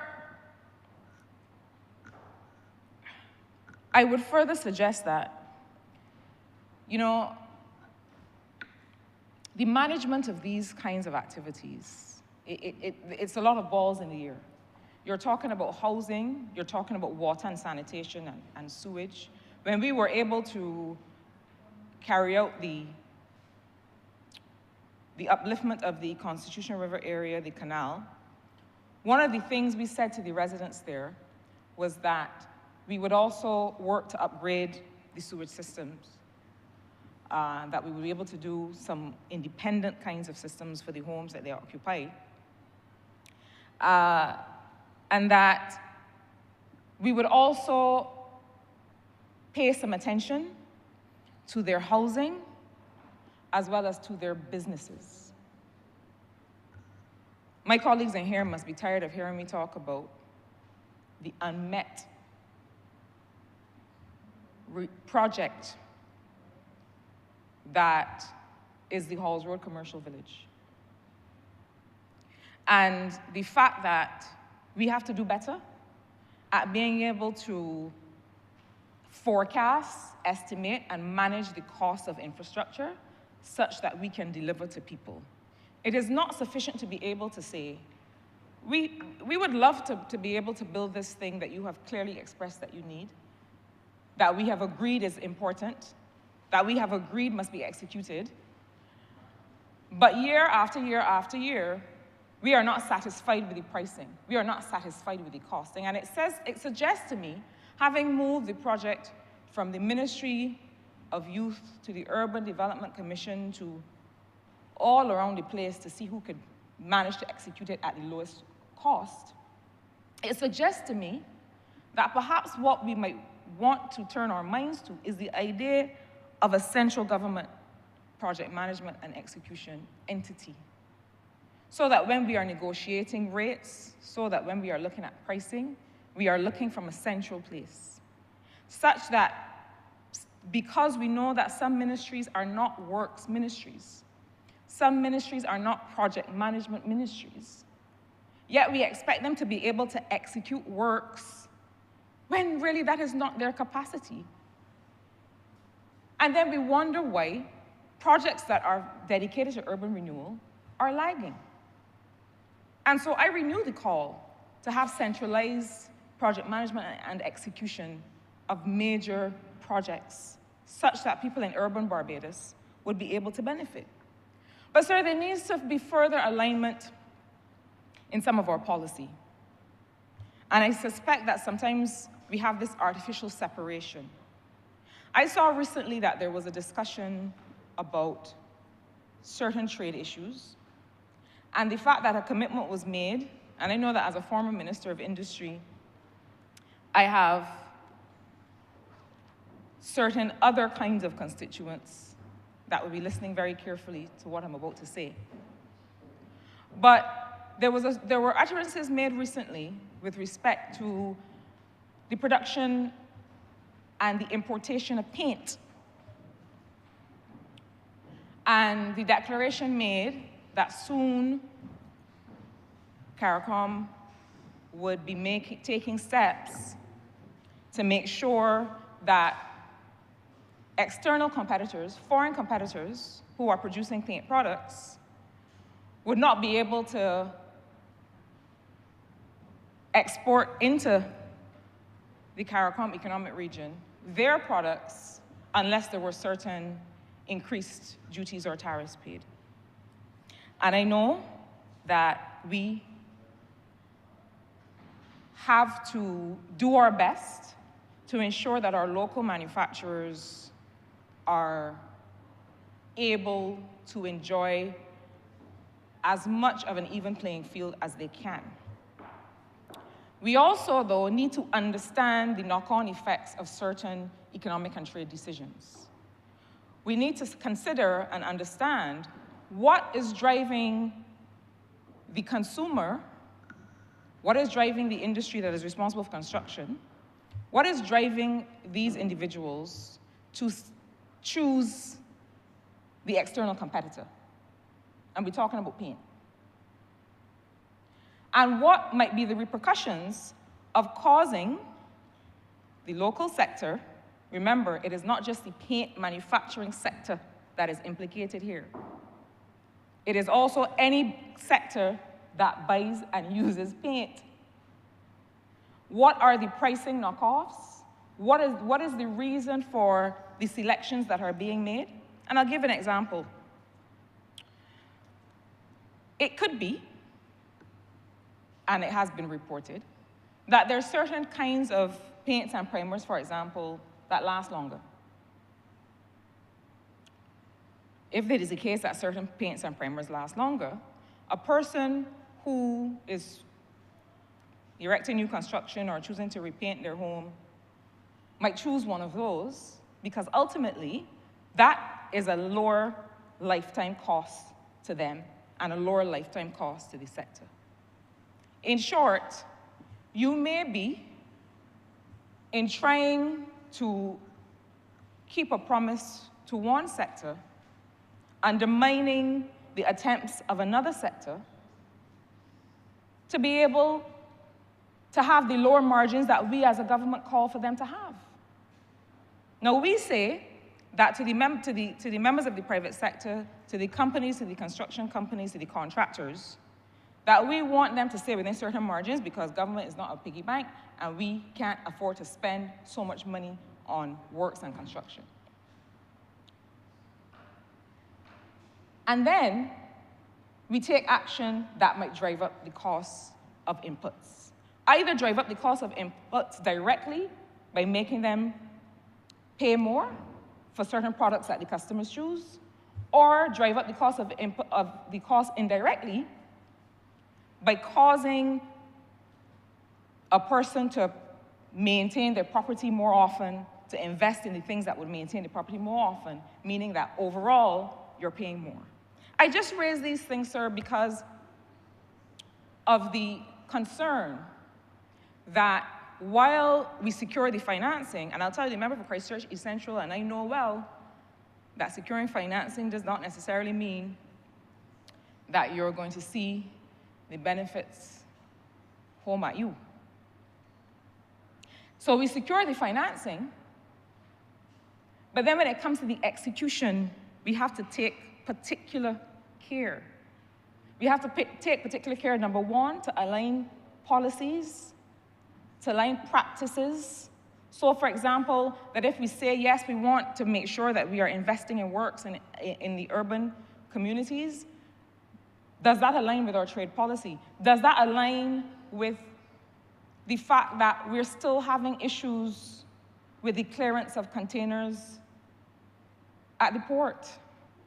And that there remains a certain level of unpredictability between whether a container that has been greenlit will still need to face increased overtime costs on behalf of customs officers to inspect, even though it has been greenlit. And I say these things because I'm encouraging us to align the things that we're doing. All of these things contribute to whether the project activities that are outlined, with which one could find no fault in this project document, whether we will actually be able to do them and do them in time to mean something to people. Because that's something else that we have to highlight. The timing with which these works are executed makes a difference in people's lives.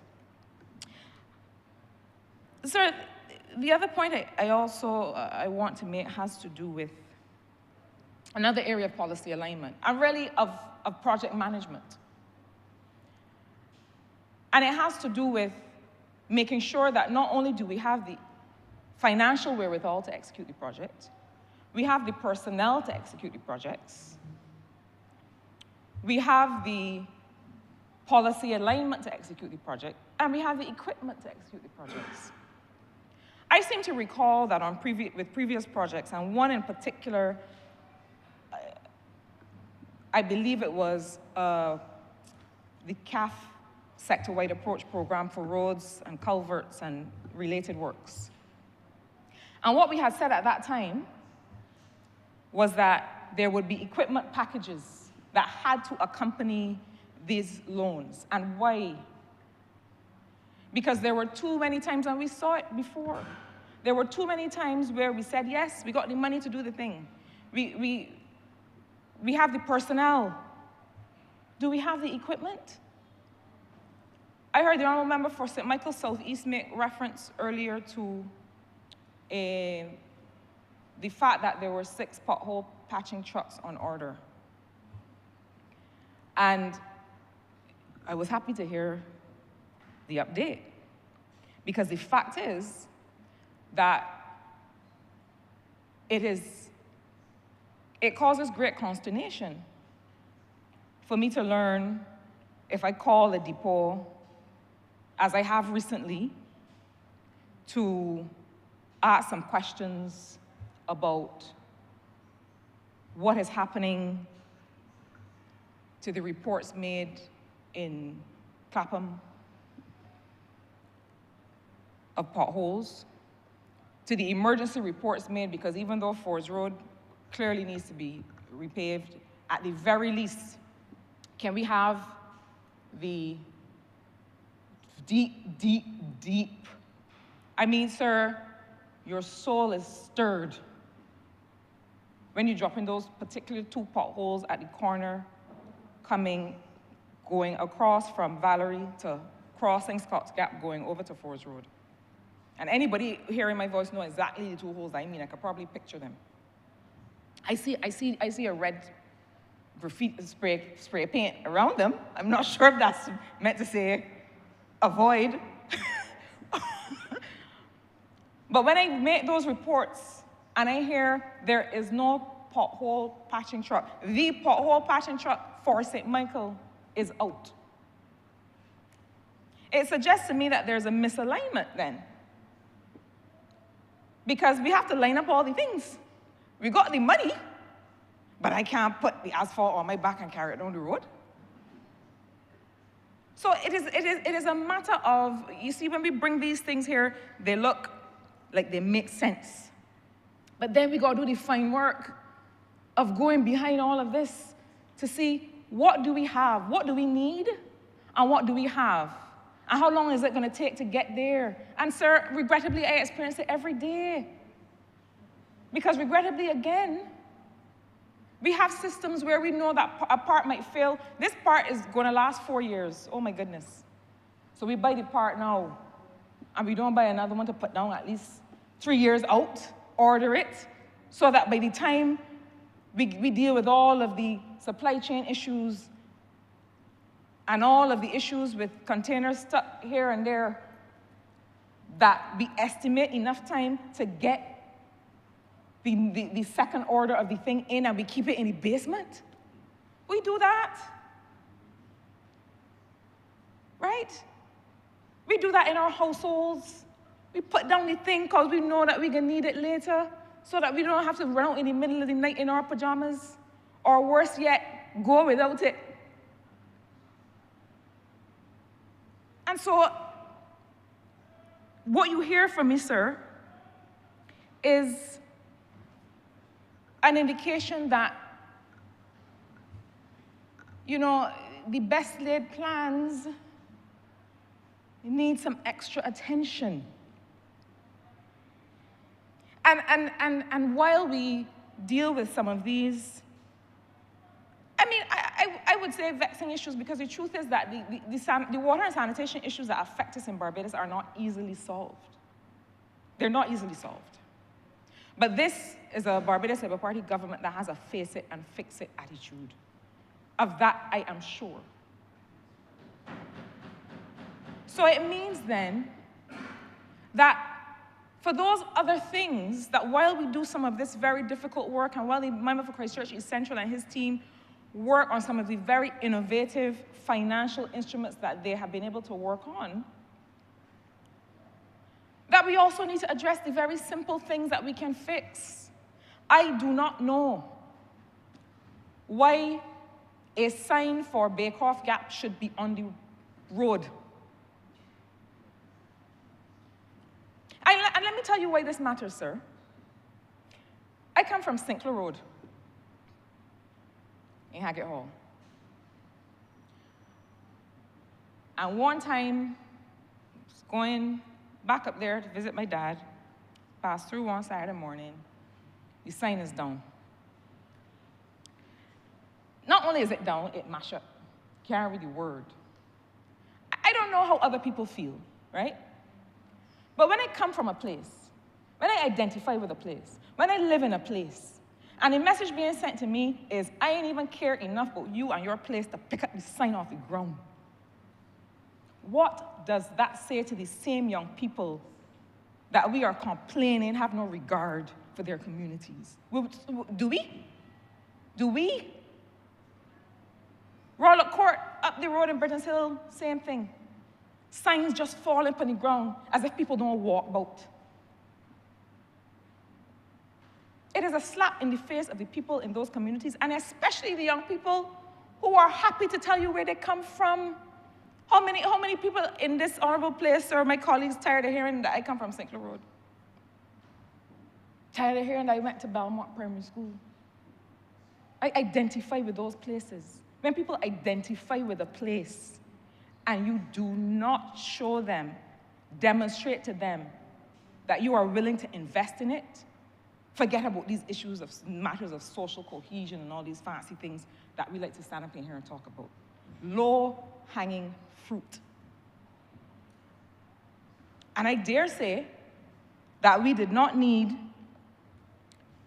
$34.2 million US for that. Because that should be in the regular maintenance of the responsible ministry. Because the same way that I see that sign on the ground, somebody else has to see it. We don't walk about. We don't walk about. And the same way that I feel something in the pit of my stomach, on behalf of those people who come from that gap, the rest don't feel something in the pit of their stomach when you see that. And so, sir, I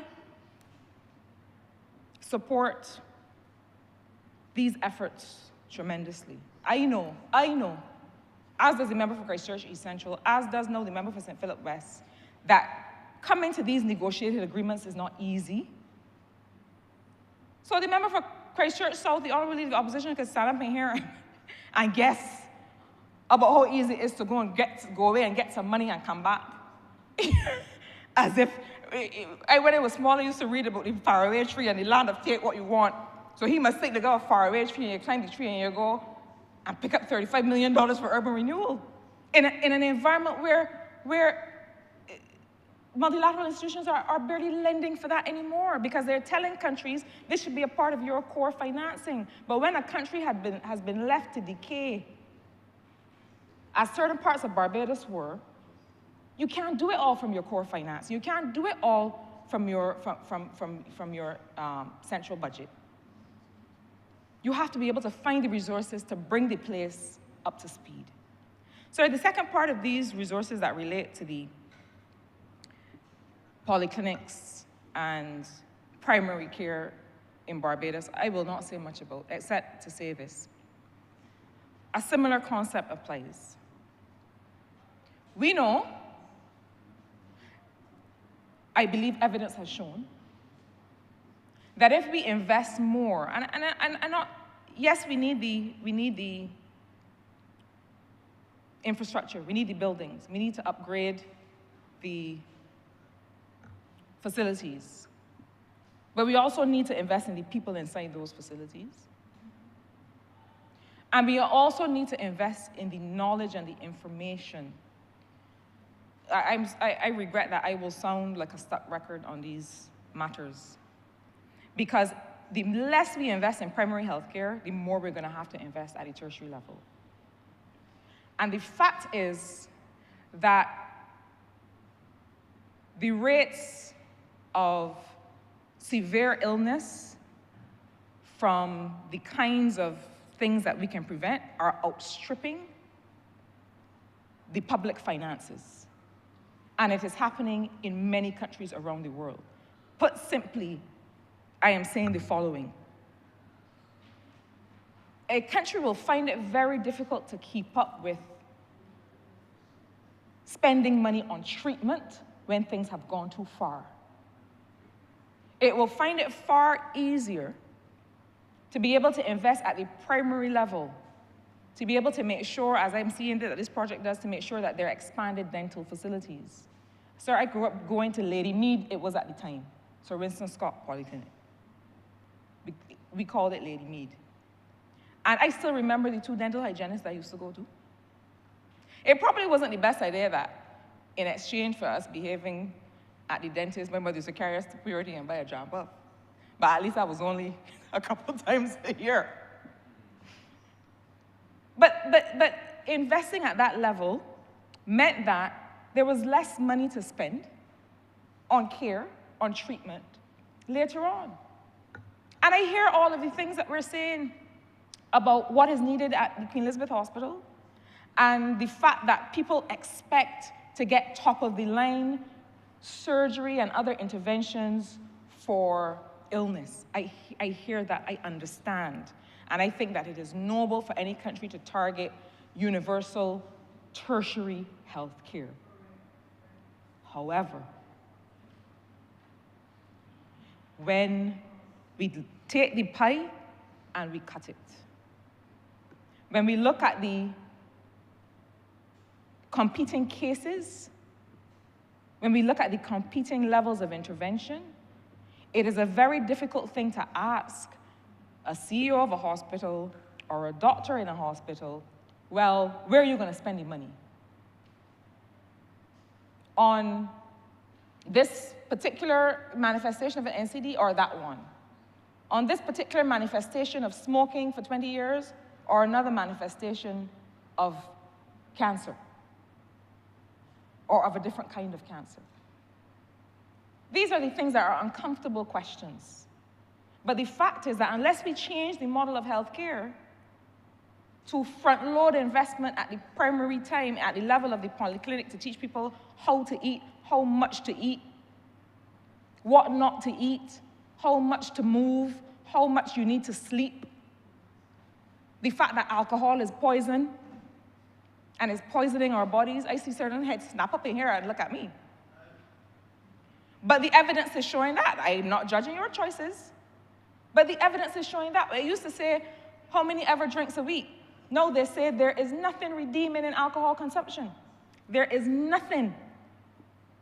I know I want the member that looking at me to stop looking at me, or I might have to make reference to who they are. There's nothing. We're killing ourselves with that. So talk straight to the people and let them know that these are the habits that mean that you may find yourself in a line at a hospital in 20 years looking for treatment because many other people took the decisions that you took. Or you could go a different route and make other choices. Because there will also be people who find themselves there through no doing of their own. And our public finances have to make sure to cover those particular cases. So we are all competing for health care. And I believe that this kind of project that seeks to invest at the primary level is critical, along with the other kinds of messages that I just made reference to, because it means that people will take care of themselves. And this is not just a financial issue for the government. It's not just about decreasing what we have to spend at the hospital on dialysis and on other things. It's also about quality of life. Making sure that while people are alive, they're able to enjoy the work they're able to enjoy their children, they're able to enjoy their environment, and they were able to really live and have that sense of well-being that we committed to be able to improve. So, Mr. Speaker, sir, I felt that coming. And I close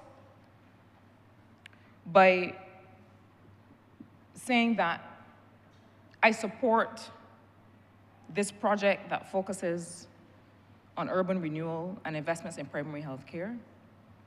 I appeal to us, and I say us because it's all of us, to make sure that we set up ourselves to do the fine work to make this real in people's lives.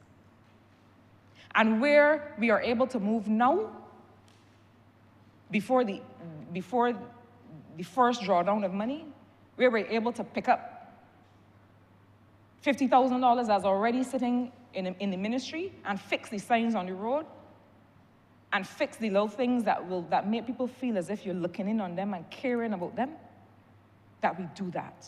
And with those few words, sir, I'm obliged to you.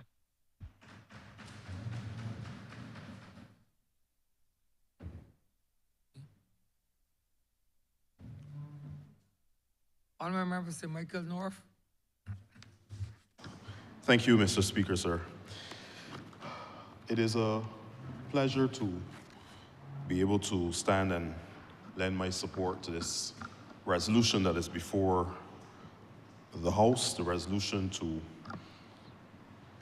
recognize and support the advancement of loan funds from the Saudi Development Fund in the amount of $92.7 million US. And before I get into the heart of my contribution, I just want to speak to a few of the things that troubled me in the presentation by the Honourable Leader of the Opposition. And I don't often use up my valuable time responding to his contributions, and I use that word very loosely. But I think it is important that I speak to a few things, because I'm often concerned that the work that we do in this place, being by its very nature serious, important work, that we ought not to reduce our contributions to nonsensical ramblings that make zero connection with not only that which is being debated in the House of Parliament, but zero connection with the reality that people face on a daily basis. Every time the Honourable Leader of the Opposition stands up, he talks about that, boring. As far as I know, and the Honourable Member who led this resolution can correct me, but the debt to GDP ratio of this country, when we became the administration in 2018, stood at around 175 or so percent.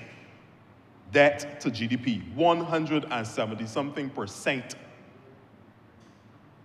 And over the last 7 years of dedicated, diligent, committed, steadfast, and prudent leadership by this administration, led by the hardworking Prime Minister, the Honourable Member from the constituency of St. Michael North East, and the Minister of State, or the Minister in the Ministry, I should say, of Finance, the Honourable Member for Christchurch East Central, and the entire Ministry of Finance team and Economic Affairs.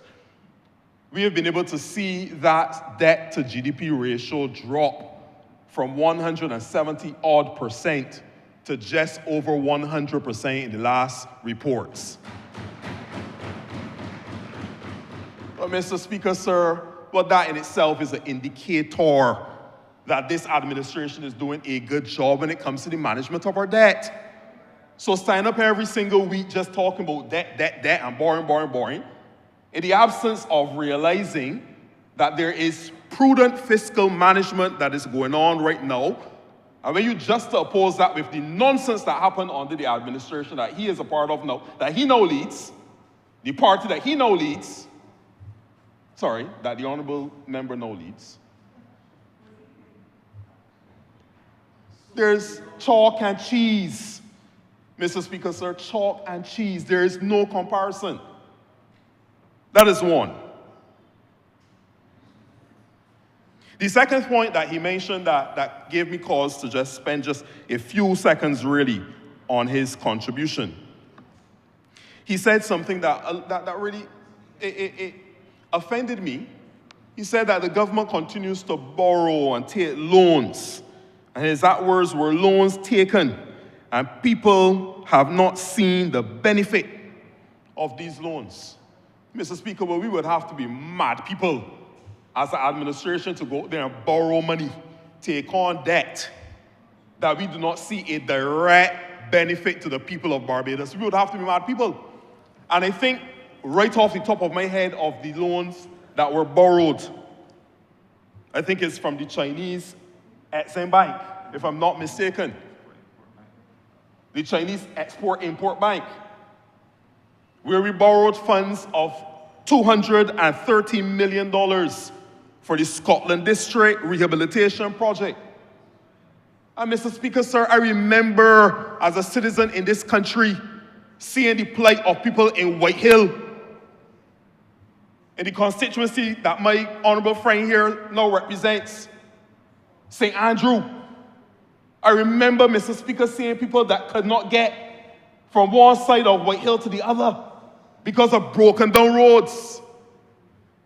This is the same Scotland District that we're talking about now. And I'm pleased that under this administration that solutions have already begun to be put in place for the people of Whitehill, and they can now walk and traverse across roads that are functional. That was done by the $230 million loan from the Chinese Export-Import Bank. So when he says that this administration is just borrowing money and the loans are not benefiting the people of Barbados, what part of the universe is he from, the Honourable Leader of the Opposition? What part of the universe is he from, Mr. Speaker, sir? And the third thing that I would mention that really caused me some discomfort, he said that this loan today, this debate that we are right now engaging in, this conversation that I would hope will be uplifting the people of Barbados and educating them, edifying them, and also giving them confidence that their administration is seeking to do right by them. He said, and I quote, that this reflects nothing more than financial madness. But Mr. Speaker, sir, I don't think that the people in the urban corridor of Bridgetown and of this country will see this as foolishness. When I look at the objectives of the specific project, the urban renewal project relative to water, housing, and infrastructure sector, phase 1, it says to me, sir, here are some of the objectives, sir. To improve and revitalize housing and neighborhood conditions for low and moderate income communities in the Bridgetown area, enabling them to become what? More climate resilient.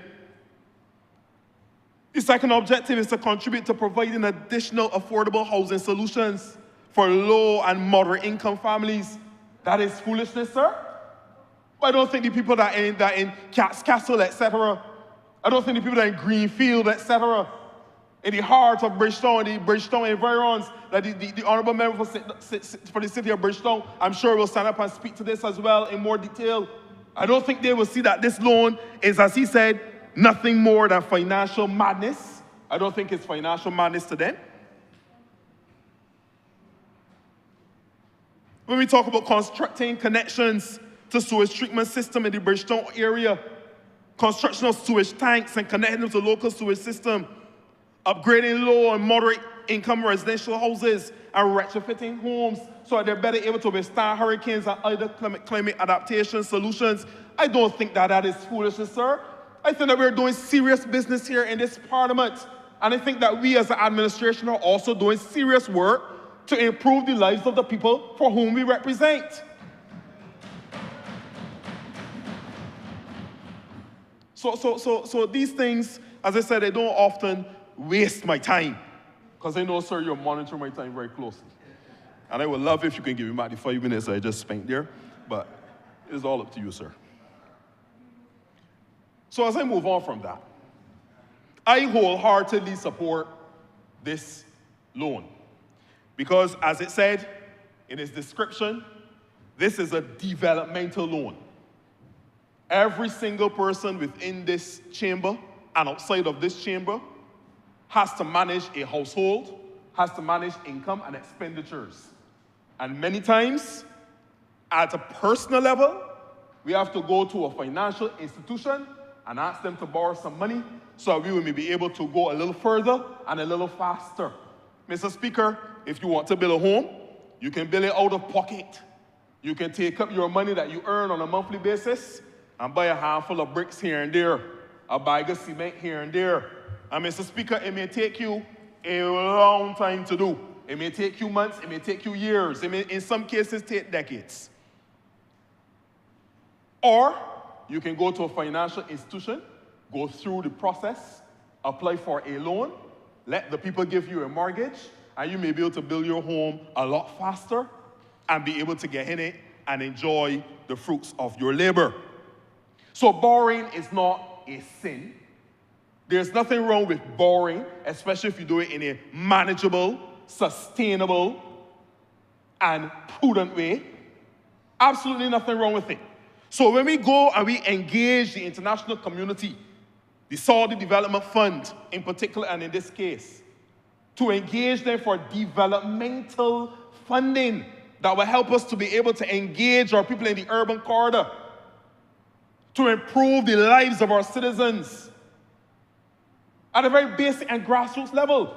We're talking about being able to use these funds to eradicate pit toilets, Mr. Speaker, sir. This is real serious work. And it is work that is having a real and will have a real impact on the quality of lives of our people in this little country. So I support developmental loans such as this. Let me start as well by thanking, because loans like this don't just fall off the back of a truck. They take significant work to be able to negotiate, to work out all the details, to see who's going to be impacted, what will that impact be. A lot of work went into this loan and in this facility. So I want to thank the hardworking and dedicated team at the Ministry of Health and Wellness in particular for the component that relates to health. I want to thank the senior minister responsible for the social sector, and of course the Ministry of Health and Wellness proper. I want to thank the PS of that ministry. I want to thank the CMO. I want to thank all the senior officials, the planning department, planning and research department, and others who would have been, as I know, since I've been in the ministry over the last year, working assiduously to work with the team at Saudi to be able to work out and negotiate the details, the fine details. And every single meeting, it was about how is this going to impact on the lives of people in Barbados in a positive way. So I know the hard work and the dedication that went into this. Of course, the Ministry of Finance and Economic Investment teams as well for their significant work. And of course, I can't leave out the team at Saudi Development, because they are the ones who were working with us and holding our hands in the process to ensure that we are able to come today to this Parliament and bring before the people of Barbados, having reached this stage where we can say, now we have this loan, we have negotiated its terms, we are about to go forward, and there will be some development coming to the people of Barbados. So I said thanks on behalf of the people of St. Michael North in particular, and of course the government and the people of Barbados for the hard work that has gone into this so far. Ultimately, let me move on quickly to the second phase. I already spoke, Mr. Speaker, about the urban renewal, community upgradation that's taking place, the residential housing development that is going to take place. All these things are significant infrastructure, physical infrastructure, but I believe that they will have a larger social impact, psychological impact. Mr. Speaker, I think there's a theory, it's called the broken glass theory. And it was based on a lived experience, probably going back to the 1970s or 80s. I think it was in New York, I could be mistaken. But it is based on this principle that persons who were living in a certain area All around them, they were seeing a lot of the old, dilapidated buildings around them that surrounded them. As they go on their way to school, as they go at home, as they're playing in the parks, etc., they saw all the windows broken out. You know, children, mischievous, so throw rocks and break glass, etc. And those dilapidated buildings and environs, they became so accustomed to seeing it like that. And somebody undertook an experiment, Mr. Speaker, to replace all of the broken glass in all of these buildings around this particular poverty-stricken area. And it was said, Mr. Speaker, that having done that, and by that simple intervention of repairing the broken glass, that people's perception of themselves improved. People's perception of their community improved. They had better social cohesion. They felt like they were better and more placed and had a place in society. Just because of an intervention such as improving the environs, fixing broken glass. So when we undertake this type of a loan, when we undertake this type of a process, and as the honourable member that spoke before me would have mentioned, when we now execute, go beyond the loan, go beyond the negotiation, and get to execution. It is the people of these urban communities that will begin to feel more empowered in themselves, feel enfranchised. Their morale will go up. They will think more positively of themselves and their circumstances. And that can only argue well for us as a country, Mr. Speaker. And that's what this Barbados Labour Party administration seeks to do, to make a better life for our people. That's what it's about. So I support that. But let me move on very quickly, Mr. Speaker, to the second component of this particular resolution. The polyclinic upgrade, refurbishment, and primary health care system of our refurbishment of our primary health care system, and is a project. And Mr. Speaker, the aim of this is to develop our healthcare centers, to provide high-quality healthcare, and of course to expand our primary healthcare services in Barbados. In particular, we're going to have the establishment of 2 new polyclinics being built under this particular developmental loan. The Eunice Gibson Polyclinic in St. Michael is going to be fully rebuilt, and the Randall Phillips Polyclinic in St. Philip is going to be fully rebuilt as well. Sorry, Oistins, let's say St. Philip. Of course, Church South, actually, in particular. Mr. Speaker, sir, there's no secret. The honourable member of the honourable leader of the opposition made it seem as if there's something that has been hidden. Well, I myself on the floor of this place said already that 2 new polyclinics were going to be built. And I mentioned the Randall Phillips Polyclinic and the Eunice Gibson Polyclinic already. It has been in the media.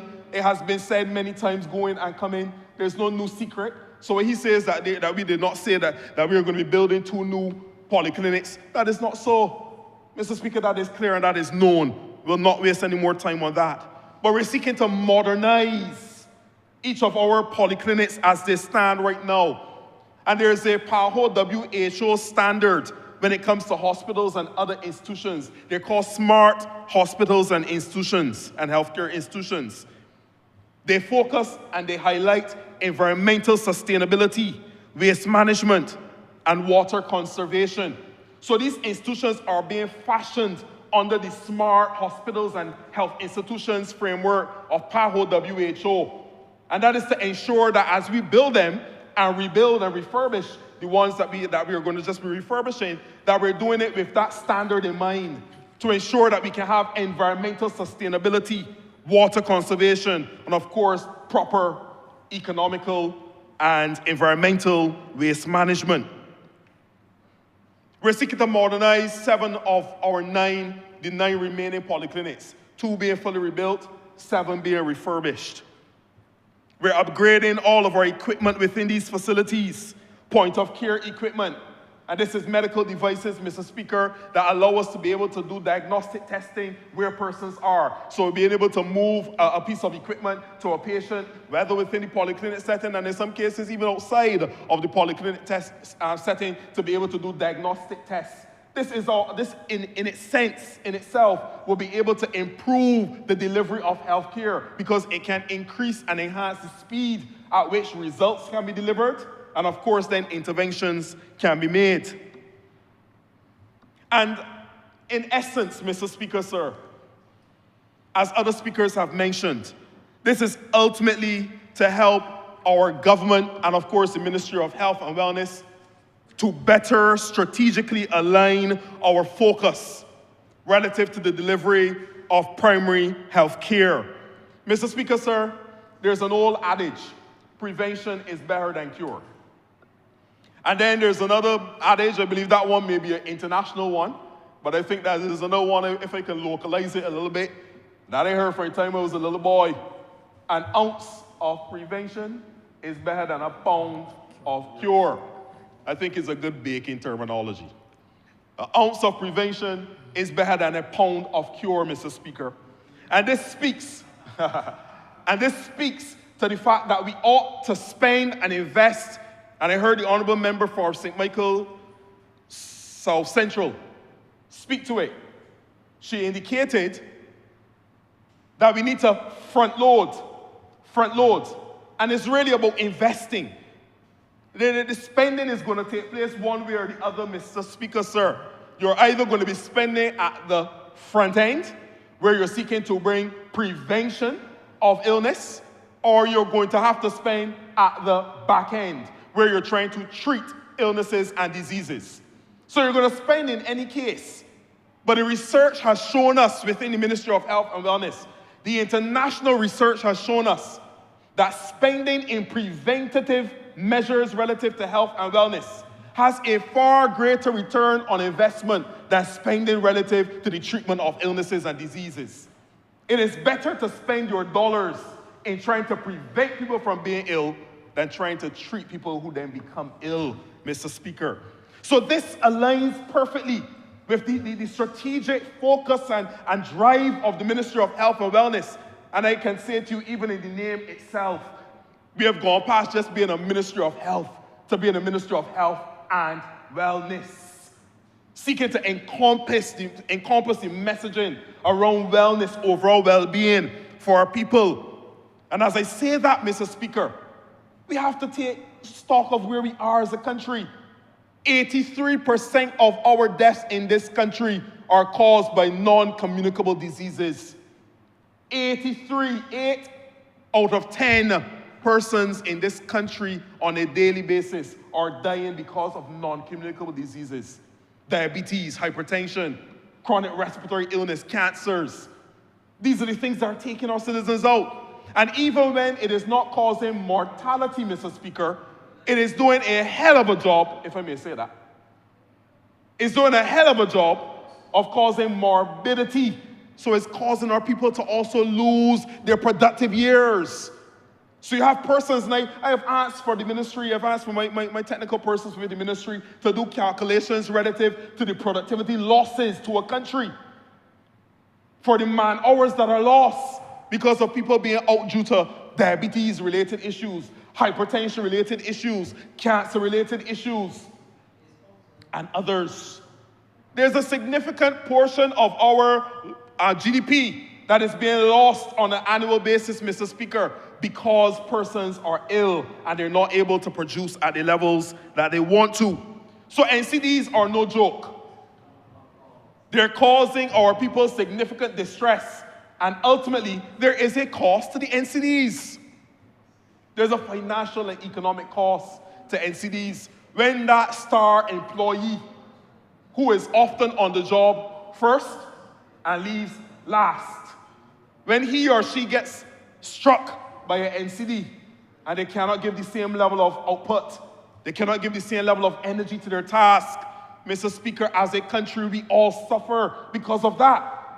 So we need to address the NCDs, which is why we're placing our emphasis on primary health care so that we can cut off these NCDs at the pass, prevent them from happening, prevent them from worsening, so that we can ensure that our people live healthier, longer, and more productive lives.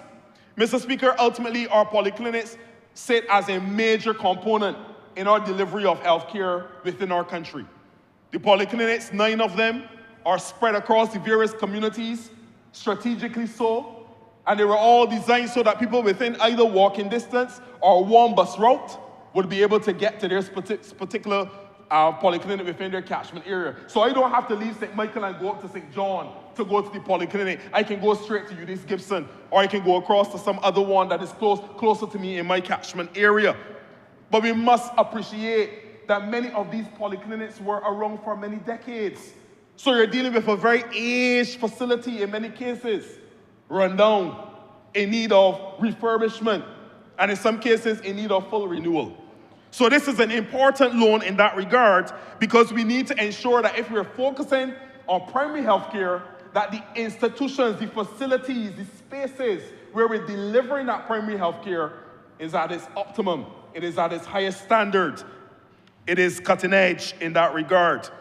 Mr. Speaker, persons attend the polyclinics in Barbados from birth to 100 plus. They can walk in and get a range of services, range of clinical services. Mental health services are delivered at each of our polyclinics. Pain management services, disease management services, and of course, very importantly, screening services. And that's where I want to take the focus of this conversation now. We're focusing our attention on screening. Mr. Speaker, I want to encourage, while I have this opportunity to speak to the people of Barbados, I really want to encourage our people to take more individual and personal and intentional responsibility for their health. Take responsibility for your health. Whilst we invest in the infrastructure, whilst we invest hundreds of millions of dollars per year as a country and as a government towards taking care of the people of Barbados' health, Mr. Speaker, each individual still has to take personal responsibility for their health. And I want to suggest that we start by getting checked. And I want to speak particularly to the men, Mr. Speaker, through you. Men have this aversion to being checked for certain things. In fact, most things. We call it in the health space, health-seeking behaviors. Women exhibit stronger health-seeking behaviors than men. This is across the globe. Women will tend to go to their doctor and get their regular checkups. They have specific female-related checkups, gynecological in this particular sense. But men will not go and see a doctor for years, sometimes for decades. You know, you got some Barbadians that tell you they went to the beach in 10 years. But you got enough many Barbadians that ain't went to the beach in 10 years. They went to a doctor for 10 years. When it comes to health-seeking behaviors, men, historically, and across generations, and across ethnicities, we tend to stay away from doctors and medical institutions and medical treatment in its entirety.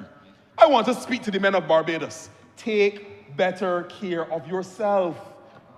There was a saying before, what you don't know can't hurt me. But Mr. Speaker, what you do not know can hurt you. If you don't know what's going on in your body, it can definitely hurt you. And I've seen too many people at the level of my constituents. I've seen too many people at the level nationally. I've seen too many people go to the doctor when it is too late, only to hear there's nothing more that we can do for you. And in many cases, Mr. Speaker, it was something that if caught early, they could have dealt with it, and they could have continued living a long and happy and productive life. Simply because people are afraid to go in a doctor's office and sit down and wait to hear what the doctor has to say. The doctor sends you for a test, you're frightened, you don't know what the results can be. It's better to know and know early and address it than to not know and let it eat you from the inside out. Early detection can address issues and it can improve health outcomes for our citizens. So we are not going to leave you alone, Mr. Speaker, in this regard. The ministry has already undertaken to improve several of our screening protocols and guidelines relative to many of the cancers that affect our people. In particular, we have already launched a pilot of our colorectal screening guidelines and protocols in 2 of our polyclinics, the same Eunice Gibson Polyclinic and the Randall Phillips Polyclinic. Since September of last year, in particular, September of 2024, Mr. Speaker, this pilot targets persons between the age of 45 and 75 years old. And up to May of this year, 525 persons were tested, and we're using a special technology called the FIT test, Mr. Speaker, the fecal immunochemical test. The fecal immunochemical test, FIT, F-I-T. FIT, the FIT test. And the FIT test allows a person to be screened to see if there is anything within their colon that is presenting flags for cancer. Once the FIT test is shown to be positive, it then allows a clinician, a doctor, to be able to send that person for further examinations, in many cases, a colonoscopy, so that they will be able to then go in there with their scope and see exactly what is happening in the colon and what may be causing those indicators in the FIT test. Mr. Speaker, 525 persons since we launched this screening guidelines and screening effort relative to this particular cancer. 525 persons have already been screened. There have been 42 positive tests that have been amassed from this screening effort. 42 out of the 525. 42 positive tests. And those persons have been sent on for further investigation, and many of them have already gone through the colonoscopy and other examinations already. I can happily say that the vast majority of those persons, upon further investigation, did not have colon cancer as it's fully developed, but they did have other colon issues, and many of them are undergoing treatment already. Mr. Speaker, sir, it shows that when we screen our people, and when persons come forward to be screened, it allows us to be able to identify, had there not been a colorectal screening program, those 525 persons may not have been easily and readily screened with the FIT test, and we may not have been able to pick up those 42 persons who were then positive at the end of that exercise. But we're not stopping there, Mr. Speaker. We are updating and building out new screening protocols relative to cervical cancer, to prostate cancer, to breast cancer, and endometrial cancer as well. And these are all going on to better serve our people. Mr. Speaker, sir, as I wind up, let me share that primary health care is not just about physical health. When we're focusing on primary health care, a lot of the services that can be delivered within our polyclinics, even as we use these funds to upgrade them and enhance the environs, produce and provide the state-of-the-art equipment, machinery, supplies, etc., that can help us to deliver our healthcare services at an optimum level, we must recognize that healthcare and wellness is not just about physical wellness. There are actually 8 or 9 dimensions depending on who you speak to and where you pull your information from.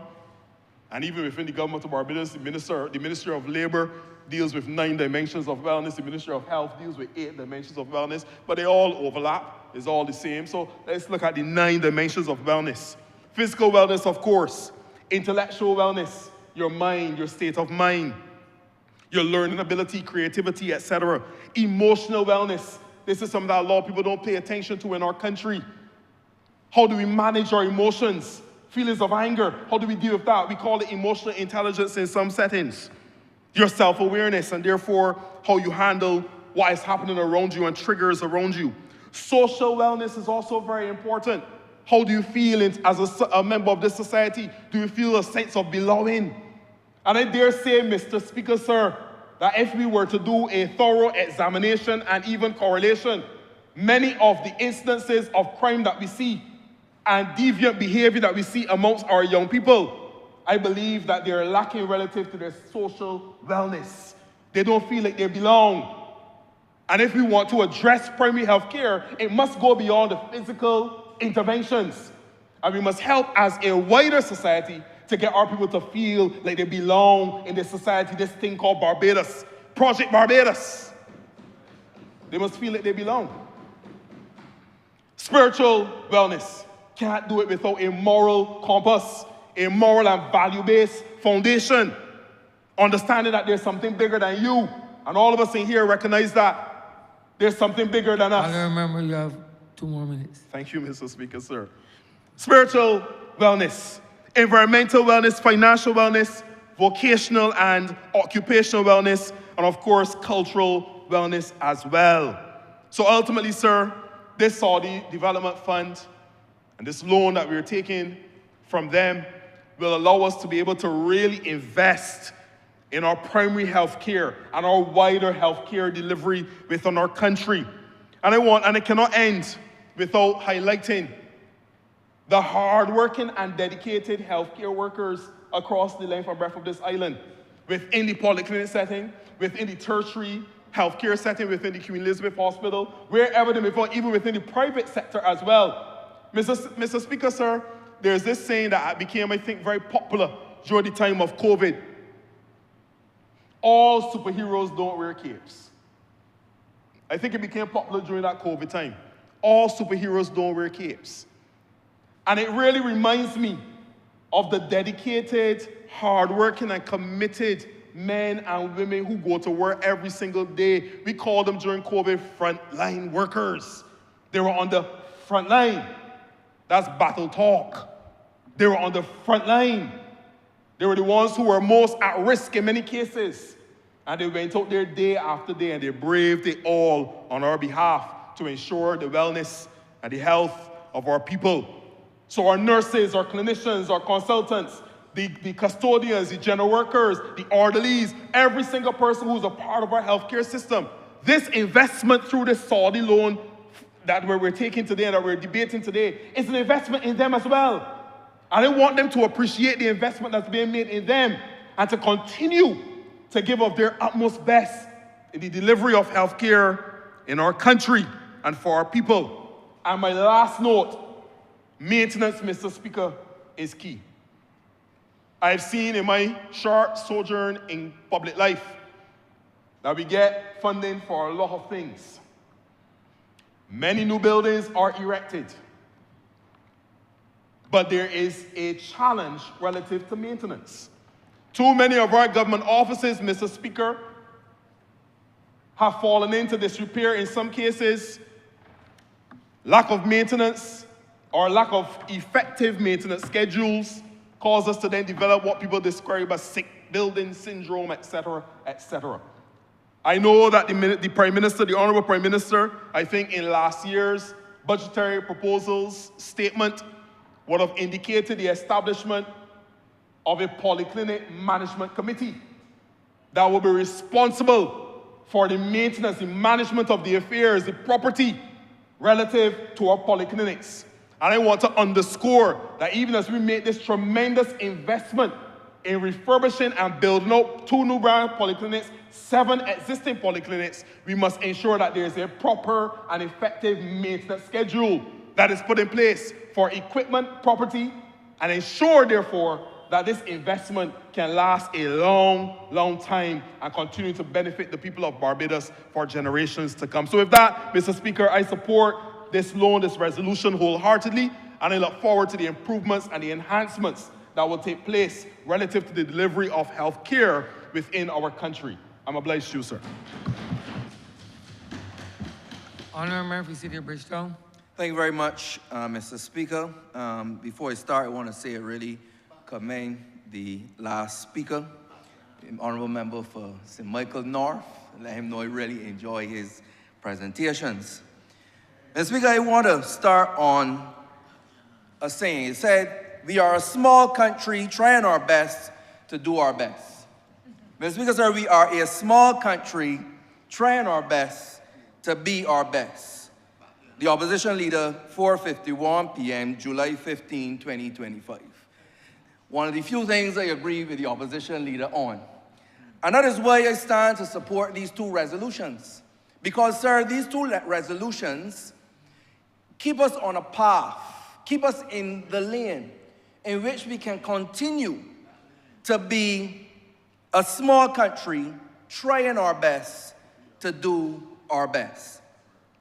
Now, while these 2 resolutions speak to the upgrade of the primary health care sector, which the Honourable Member that just took his seat did a wonderful job to lay out, I want to say I will focus on the first, especially looking at the time, sir.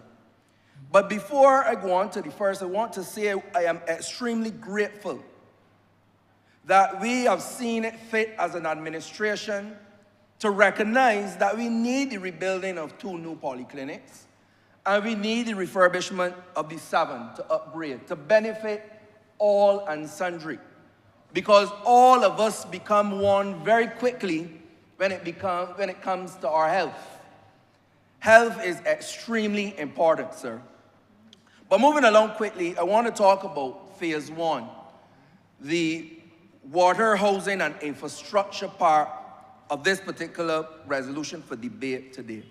And quickly, I want to ask the question, what is a loan? What is a development loan? Sir, we live in an age of misinformation and disinformation.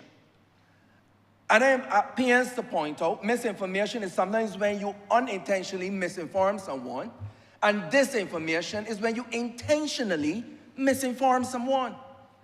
And globally, we have a problem with disinformation. And it should not be so, because we live in a time of smart devices, smartphones, smart tablets, smart laptop. But it seems that it stops there with the devices. We've moved on from a time from the door-to-door salesman. I remember in primary school, they had door-to-door salesmen selling encyclopedias, sir. And to get knowledge, you had to flip pages and look for information in a tedious fashion. Now we have the power of 10 times those encyclopedias in the palm of our hands. But yet, we are not taking the time, the effort to do our research, to look up things. And I will not get tired to playing with my people to look it up. Because when you come in to this chamber, when you listen to the talk shows, when you go to the barber shop, the supermarket, there's a lot of debate on loans. And sometimes we may appear hypocritical because we too criticize loans. But there are loans, sir, and then there are loans. The member for Christchurch East Central can tell you that there are good loans, there are bad loans, and there are indifferent loans. There is a difference between borrowing money, like we've seen in this country not too long ago, to pay salaries, to pay current debt, to pay current affairs, and to buy toilet paper. And there's a difference in having loans for developmental projects, developmental loans. By the mere nature of the terminology, it means that there will be a return on the investment of the money loaned through the development loan. And this is such a loan.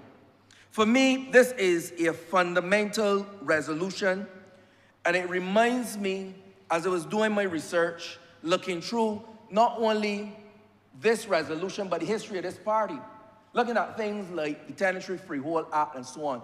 This administration, this party, sir, has been responsible for a lot of fundamental changes and improvements in this country. And it should not go unnoticed. This is about the 3rd time in about 6 decades that this country is attempting a project like this. I want you to go and do your history, do your writing. I want to thank the honourable member to my left, the honourable member for St. Thomas, who lent me some of her notes and reminded us that in her 2006 notes, that we came into this chamber and we debated a similar project to be done that we speak a lot about. This is a project I remember hearing a lot about on the call-in program, where we borrow money, and it is mentioned a lot about Cat's Castle and Greenfield.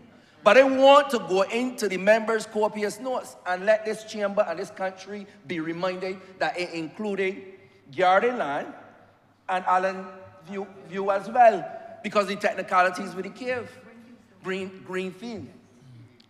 And I want us to understand that when we do not execute properly, because as the honourable member for St. Michael North said, we can do the negotiations, we can get the loan, we can come in here and debate, but then now the key is the execution, sir. To be able to put down that mortar, to be able to upgrade, and importantly, to be able to maintain. Excellent point by the honourable member.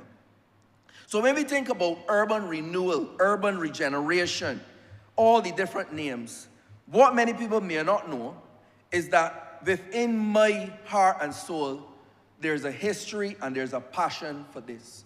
It goes back to where my navel string is buried in Baxter's Road. It continues through my school days, traveling through town, traveling through the urban corridors, and looking at the state of development. It continued on to areas such as Project Habitat that I did with the Ministry of Housing with another hat. It continued on the talk show programs, hearing from members with historical backgrounds of why our housing is the way our housing is. Moving from a proud and pretty setup with the chattel houses, beautiful chattel houses, to where there are now. And sir, continue to the most recent dispensation I have, which is canvassing. Canvassing and seeing too many houses that need housing solutions. Having constituency clinic and speaking to too many people who are unhoused or about to be unhoused. So I do not look at this as any loan. For accuracy, I would refer to it as a loan, but sorry, see this as a grant of a better life, a granting of hope, a granting of improvement for our people in healthcare and throughout Barbados. That is what I see this as. I cannot imagine coming in here and arguing against a loan that will fix over 400 homes, fix communities, eradicate pit toilets, stop poor people from being poor.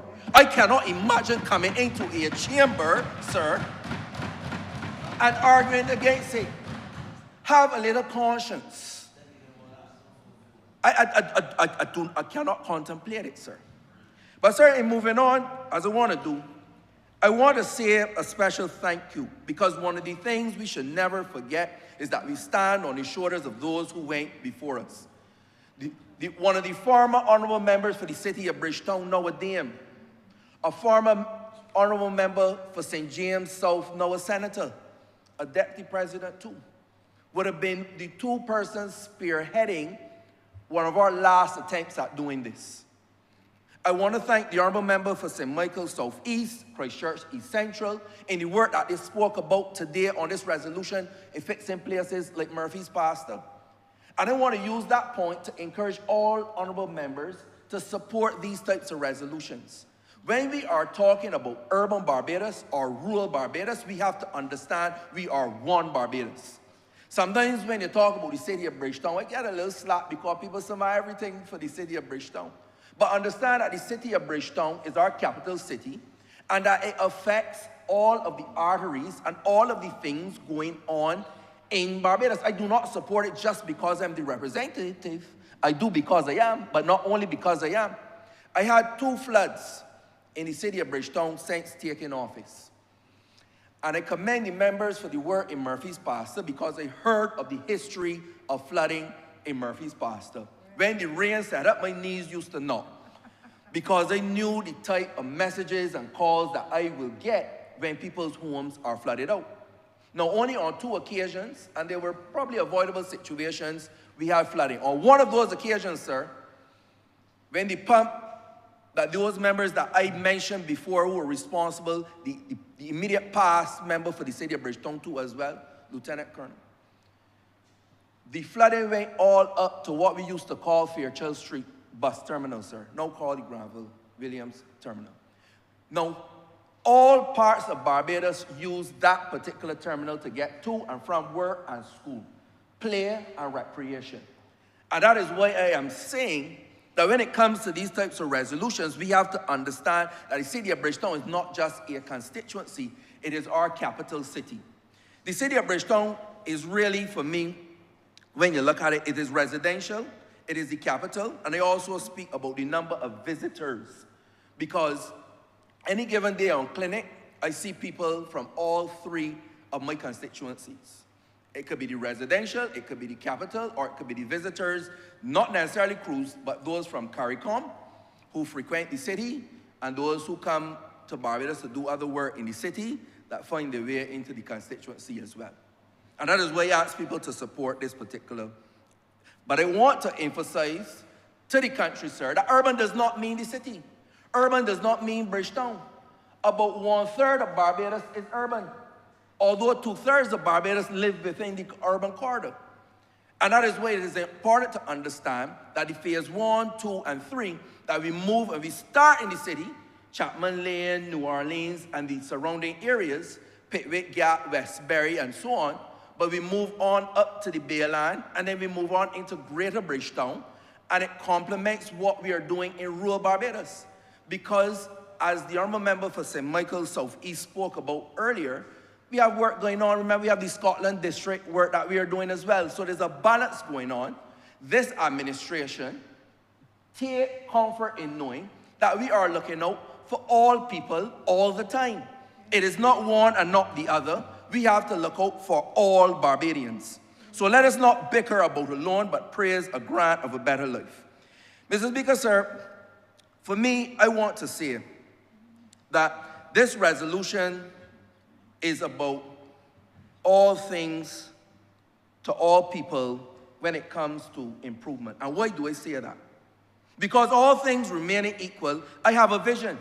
I have a vision that this project will not turn out like these 2006 notes from the Honourable Member for St. Thomas, where $37 million go back because we do not meet the criteria, where $16 million is spent and spent questionable, where we have a position where we borrow $60 million bank, which when you take into consideration inflation, that it will be even more money now, and we don't have what we borrow it for. I have a vision that we can commit under budget, under time, and a better life for the people under phase 1. That is my vision, Mr. Speaker, sir. Mr. Speaker, sir, in closing, I want the people listening to understand in a fundamental, pointed way, less levity and more brevity, is that this is about housing. This is about sanitation. This is about neighborhood upgrades, looking at street lights, looking at drainage, looking at water, looking at placing certain utilities, light and power, light poles and wires on the ground to build resilience. This is about improving lives, sidewalks being fully accessible, not forgetting our disabled community, no tokenistic involvement of the disabled community. Every single thing this administration does, we have to take into consideration what it tells all people at all times, sir. Because that is what this administration represents. This is about community development. This is about climate. This includes solar roofs. People knew that. And solar power, renewable energy, resilience. This is about improving lives, sir. This is about economic activity. This is about employment. This is in making sure that the people in these same corridors that live in poor housing, have poor health, have poor opportunities, get an opportunity for a better quality life for all of our people, sir. Not some, not the too few, not the party supporters only, all people, sir.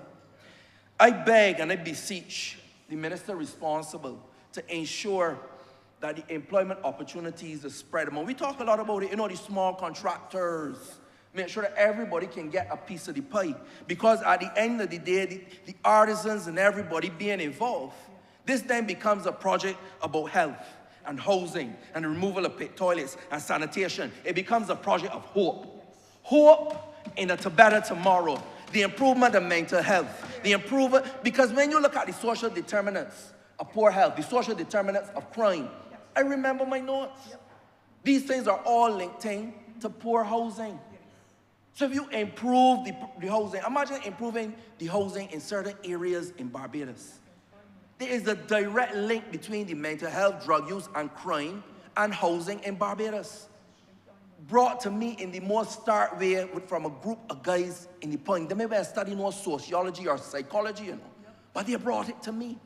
And they told me directly in no uncertain terms.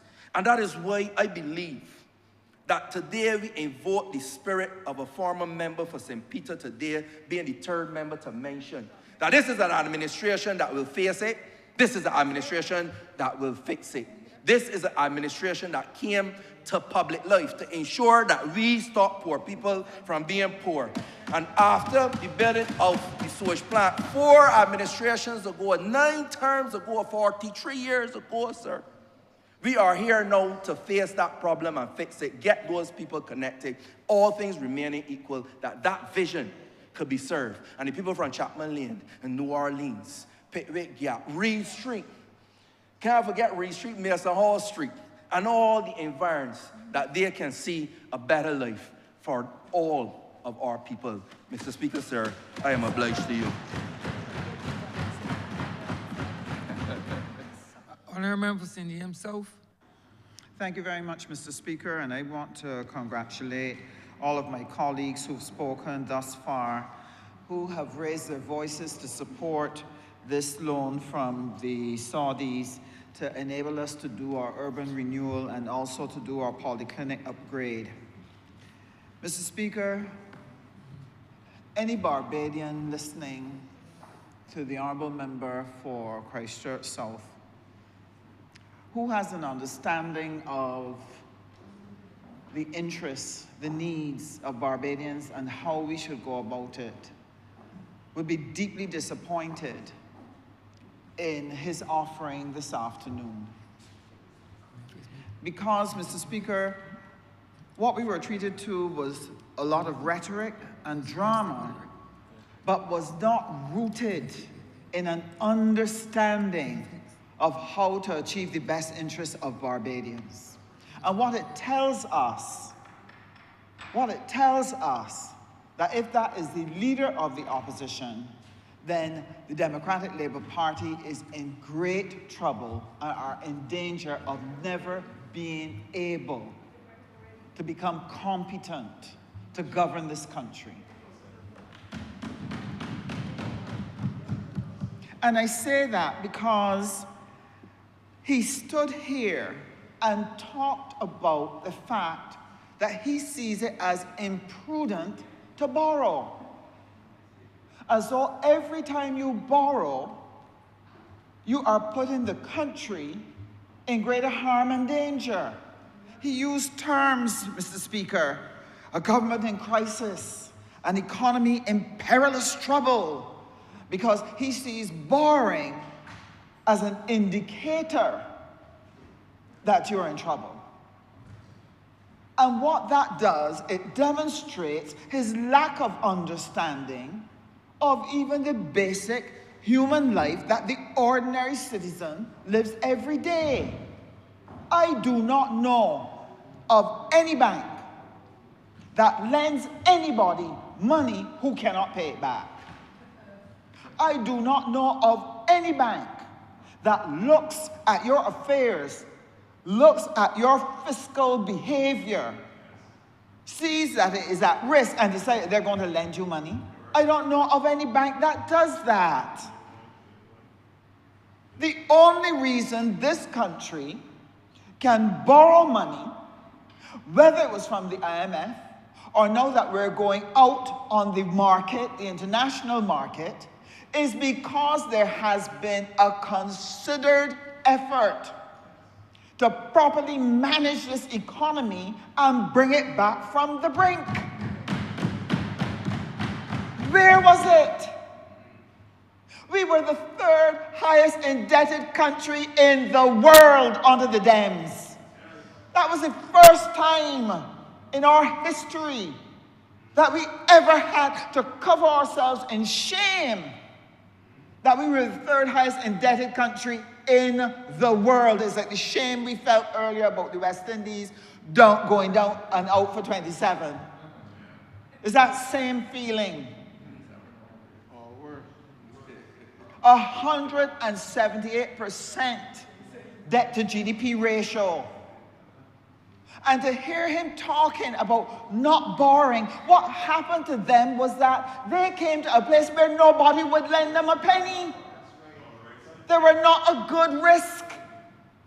And what did they do? Instead of sitting down and putting our house in order and drawing Barbados from out of the depths of that crisis, they decided to go to the central bank and print money. Take up NIS money. Borrow money from the NIS. Pay salaries. to consume. Now, Mr. Speaker, this is why financial literacy is important in this country. If I give you $1,000 and you spend it in consumer items that cannot make back a penny for you, you will need $1,000 next week. But if you take that $1,000 and you put it to productive use, and you multiply your $1,000 so it becomes $2,000 and $3,000 and $4,000 and $5,000, you can then buy the things that you need, because you are taking money and multiplying it. That is what prudent financial management is about. You do not borrow money and use it for consumption items that will not make back money for you. That is something that they did not understand. And so we were the third highest indebted country in the world. Where are we today? Our debt to GDP ratio is now at 110 and dropping to 102. Let me share with you, Mr. Speaker, from the World Economic Report, who are some of the countries who have a higher debt to GDP ratio than we do today. Japan, Maldives, Laos, Italy, Greece, France, Cape Verde, US, Bhutan, Singapore. Singapore is 175%. Sudan. Mr. Speaker, we are no longer in the company of the highest indebted countries in this world because of the prudent management of our affairs, reestablishing our credibility in the marketplace, and then being put in a position where we can go and borrow to rebuild the country. Now, what did the Honourable Member for Christchurch South say today? That it was imprudent to borrow. And what that indicates is that they would never have bought a bus for Barbadians, that Barbadians could stand at bus stops for 4 and 5 hours, not being able to get home. Now, what does that do in a country? The Honourable Member for St. Michael North talks about when a house is in disarray and dysfunction and it doesn't look good and it's in disrepair, the impact it has on people psychologically. What impact do you think it has on a woman when she's finished work a whole day, stand up at a bus stop for 3-4 hours and cannot get home? And by the time she gets home late at night, the children hungry, they haven't done their homework, she's tired and exhausted. What kind of loving care you think she can deliver at that point in time? It damages family life. And so this simple thing of making sure that there were buses, that there was adequate collection of garbage, they are telling us that they would not have spent money on that because they would not have borrowed money to make it happen for Barbadians. They're not ready to govern.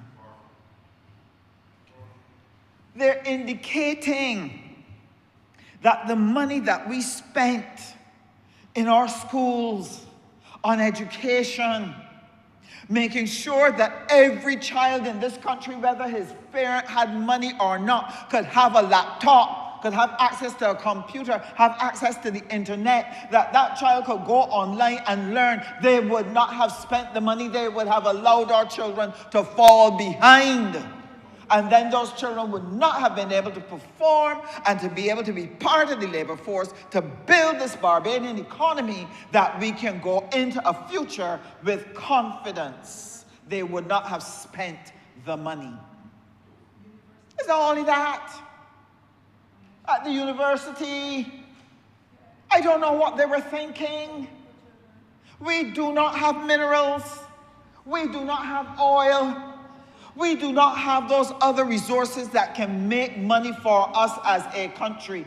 The only precious gift God has given us is people.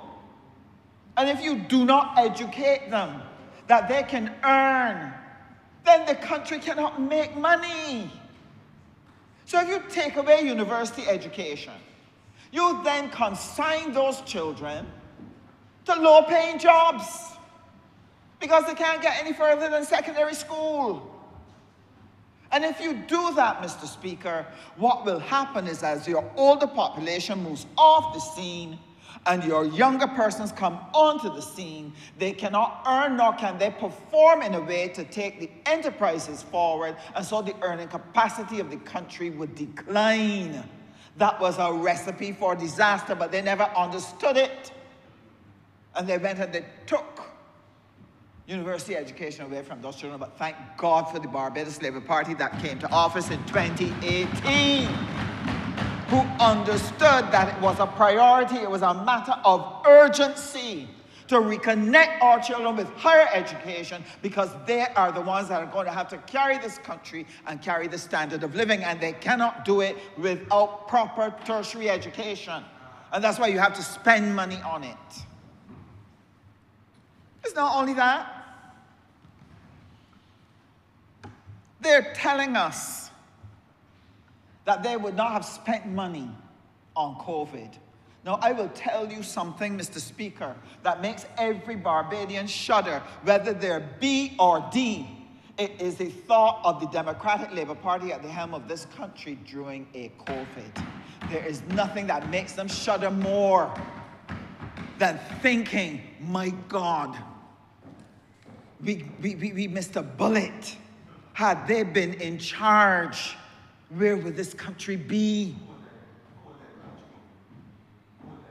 So, Mr. Speaker, every time he speaks, he demonstrates that he does not know or understand what is needed for this country. Let me explain what I mean. This loan here is to help us with urban renewal, looking at water, housing, infrastructure, and then our polyclinics. Now, why is it critical for us to borrow and keep borrowing as long as we keep the economic growth going and the fiscal management going? Why is it important? Why is there this sense of urgency to obtain resources in order to do these things? It's very simple, Mr. Speaker, but obviously the member does not follow what is happening in the world and therefore does not understand what Barbados is facing. There is a thing called a climate crisis. This is a tiny island. When you have a climate crisis, that at any moment a weather event could come and waste your country and destroy all the homes in this country because they don't have hurricane straps, because they're not built to the standard to withstand the type of climatic events. You only need one, and you can wipe out a generation of development by having one climate crisis. So what is the urgency that we quickly have to get after those homes that are in bad condition, that are in bad repair, and quickly enable the people who live in those homes to get better houses? That's what it is about. Building resilience. Building climate resilience in our housing. And that is why it is urgent. As long as you can keep the roof on your house, then all of its contents will be preserved. And more importantly, families will have some place to lay their head. Anytime that roof goes, Mr. Speaker, that family is now catapulted back into poverty 40 or 50 years from whence they have come. Grenada went through that when Ivan hit it. You know what they said, Mr. Speaker? A lot of people didn't die during Ivan's passage in Grenada. 400 people died after. Why? Because people then found themselves at a stage in their life where their home, their investment was gone, no place to lay their head, and no means by which to start to build a home again or to have anybody give them a mortgage because they were over 45 or they were over 50. And this financial stress created by the loss of that asset resulted in close to 400 people dying from stress-related illnesses because of the loss during Ivan in Grenada. We do not want that to happen to Barbados. And that is why this loan is important. That we get the housing and we rebuild our infrastructure, rebuild our bridges, rebuild our roads. All of these things are critical to meet the climate crisis. We've got to build resilience and adaptability into this economy, and we have to do it quickly. And water. Mr. Speaker, water is probably one of the painful things that we have to deal with in this country. Every pipe that has been put down hundreds of years ago are now no good. No good. And instead of responsible governments over time put down some pipes, keep replacing that pipe work. Them did none in 10 years. Had the pipes sitting down somewhere and put them in the ground. And I would tell you something else, Mr. Speaker. The wickedness that went on, the investigations that are needed during the period of the dams in the Barbados Water Authority needs to be completed, but the Honourable Member for Christchurch South, the Leader of Opposition, does not want to continue the discussion on what went on at the Barbados Water Authority, where the monies of the people of Barbados were invested, and yet the pipes were not changed. Where the pipes are Barbados?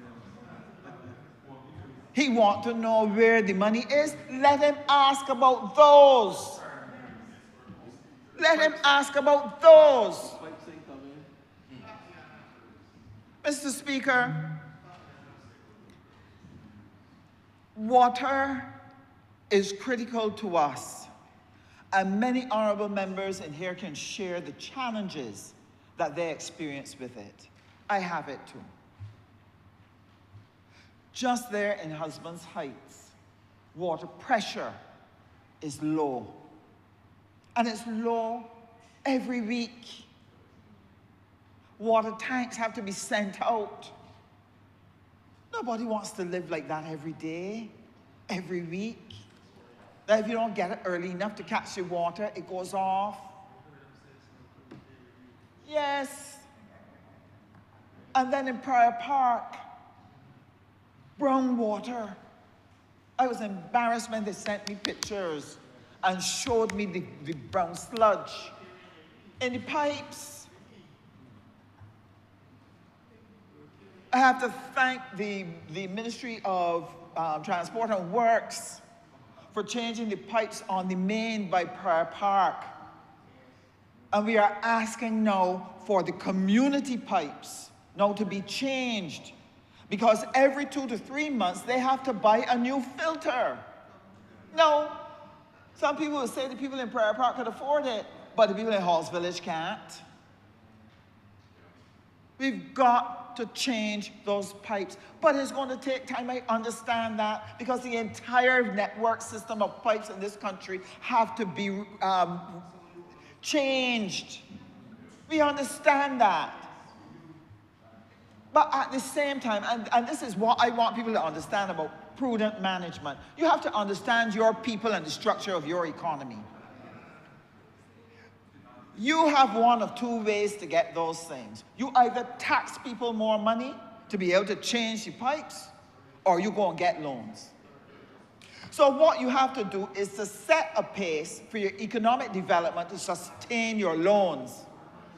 And then you position it in a way that you minimize the impact on the taxpayer, so that you don't have to keep adding more and more and more taxes to pay back the loans. That's why the loans that you borrow have to be invested not just in pipes, not just in roads, but invested in the economic sector so that they can earn to be able to pay back the loans, so that you don't have to overburden the people of Barbados with higher and higher levels of taxation.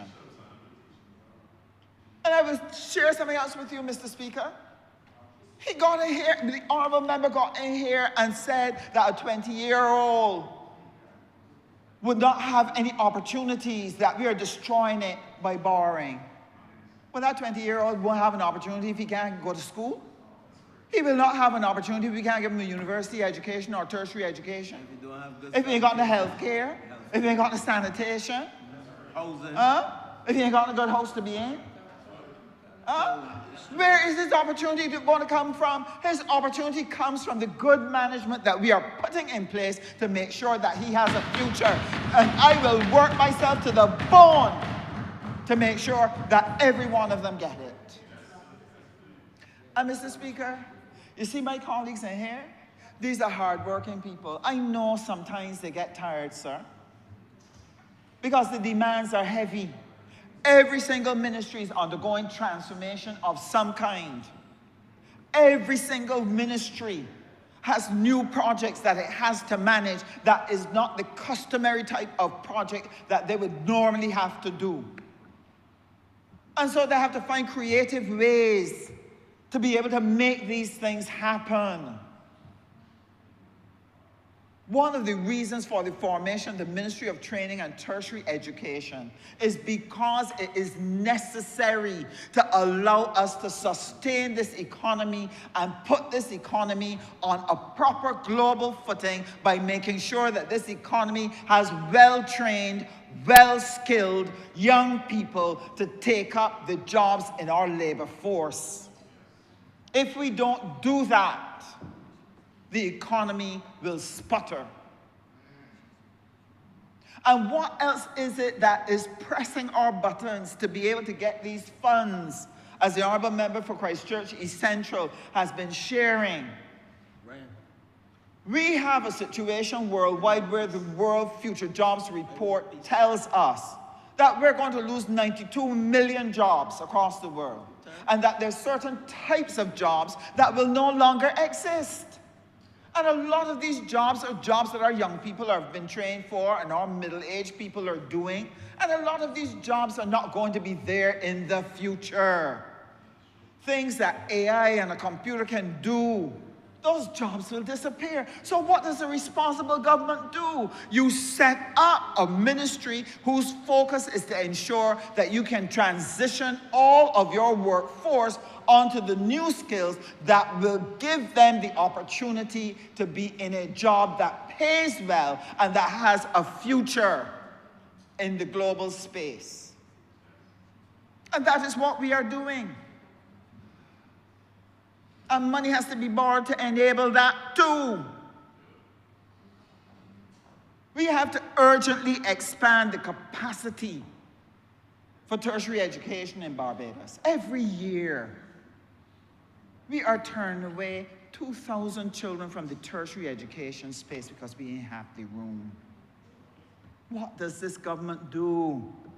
Later this year, the Honourable Member for Christchurch East Central will be able to come in here and explain to you the loan that we are going to get to be able to address that problem.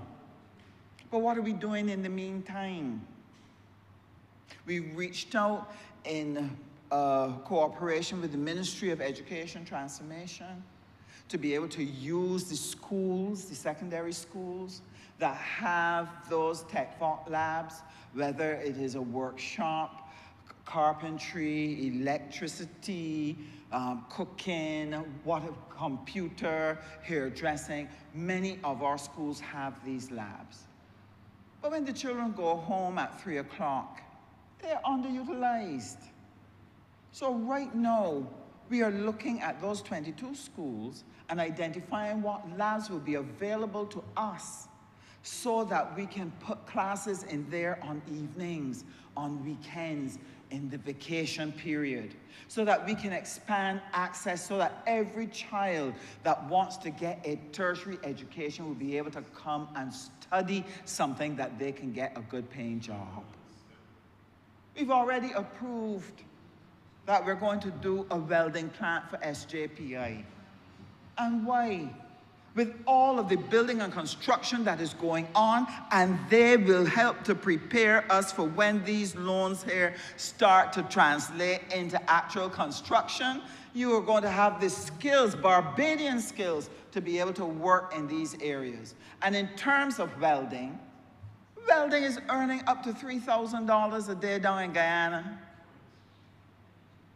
So we got to build a welding unit to teach welding and prepare Barbadians. I'm sure people noticed on the news the other night that a hotel was coming here to get Barbadian staff to work in Guyana in the hospitality industry. We now have to fast track building out more capacity for teaching hospitality studies in Barbados. And to do that, you have to have money to set up the capacity. We have to feed our people, and we have to make sure they have a job. We have to make sure they have a future. We have to make sure they can get a home. And you can only do that, Mr. Speaker, by prudent management of our affairs, strategic vision, and courage to say that we can take it on and we can take it there. Mr. Speaker, I want to end with this, and I want Barbadians through you, Mr. Speaker, to really hear. Borrowing is not a problem as long as you have good fiscal management. Everybody and his wife is willing to lend Barbados because they have confidence in the management of our affairs. That didn't happen by accident.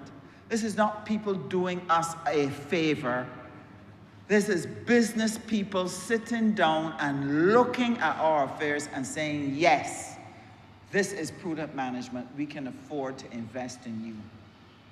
And I want to sincerely thank the Honourable team in the Ministry of Finance, the Honourable Member for St. Michael Northeast, the Prime Minister, the Honourable Member for Christchurch East Central, and all the rest of the team that work together to help us manage our affairs.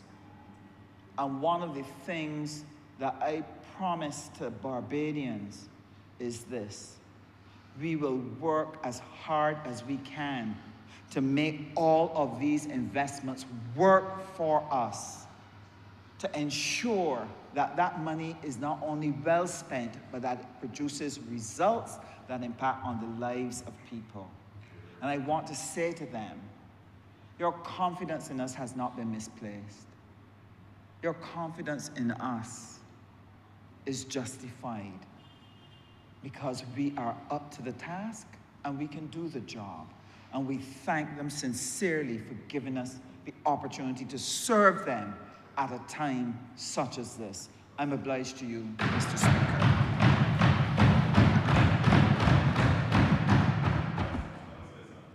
Honourable Member for St. George South. Thank you, Mr. Speaker. And my colleagues, like you, Member for St. James South, I want to congratulate all the members who spoke before me. And Member for St. Michael South Central, when you were speaking, someone messaged me and asked me what was counterpart funding. And you explained it, the member for St. Michael South Central.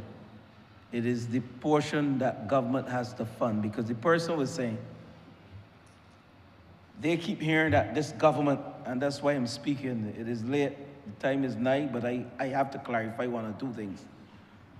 They keep saying they're hearing in the highways and the byways that this government is borrowing too much money.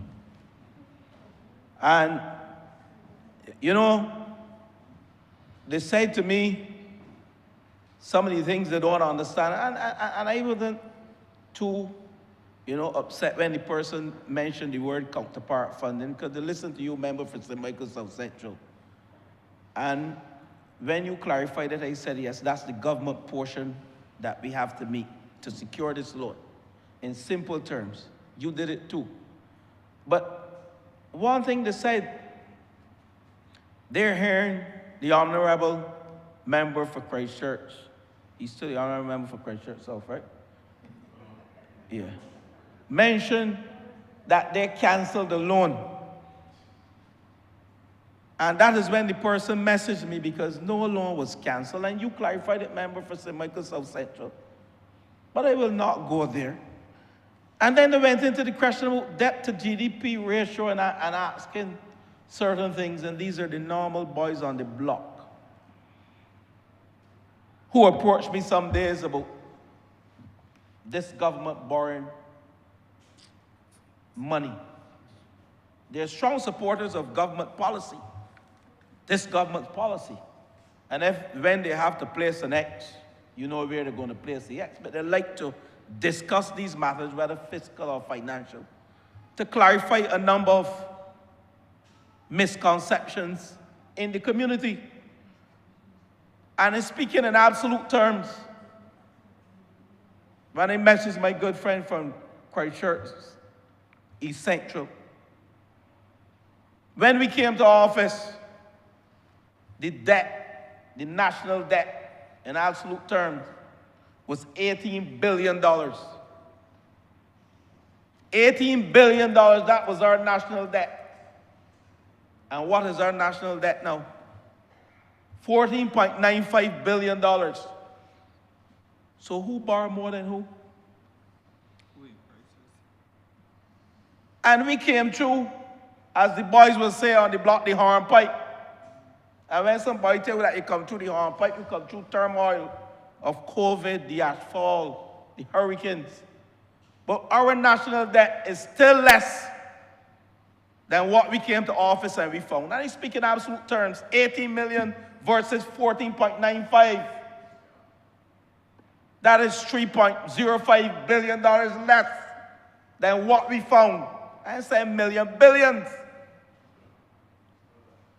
But, Mr. Speaker, I have to support this resolution done in a cognitive debate.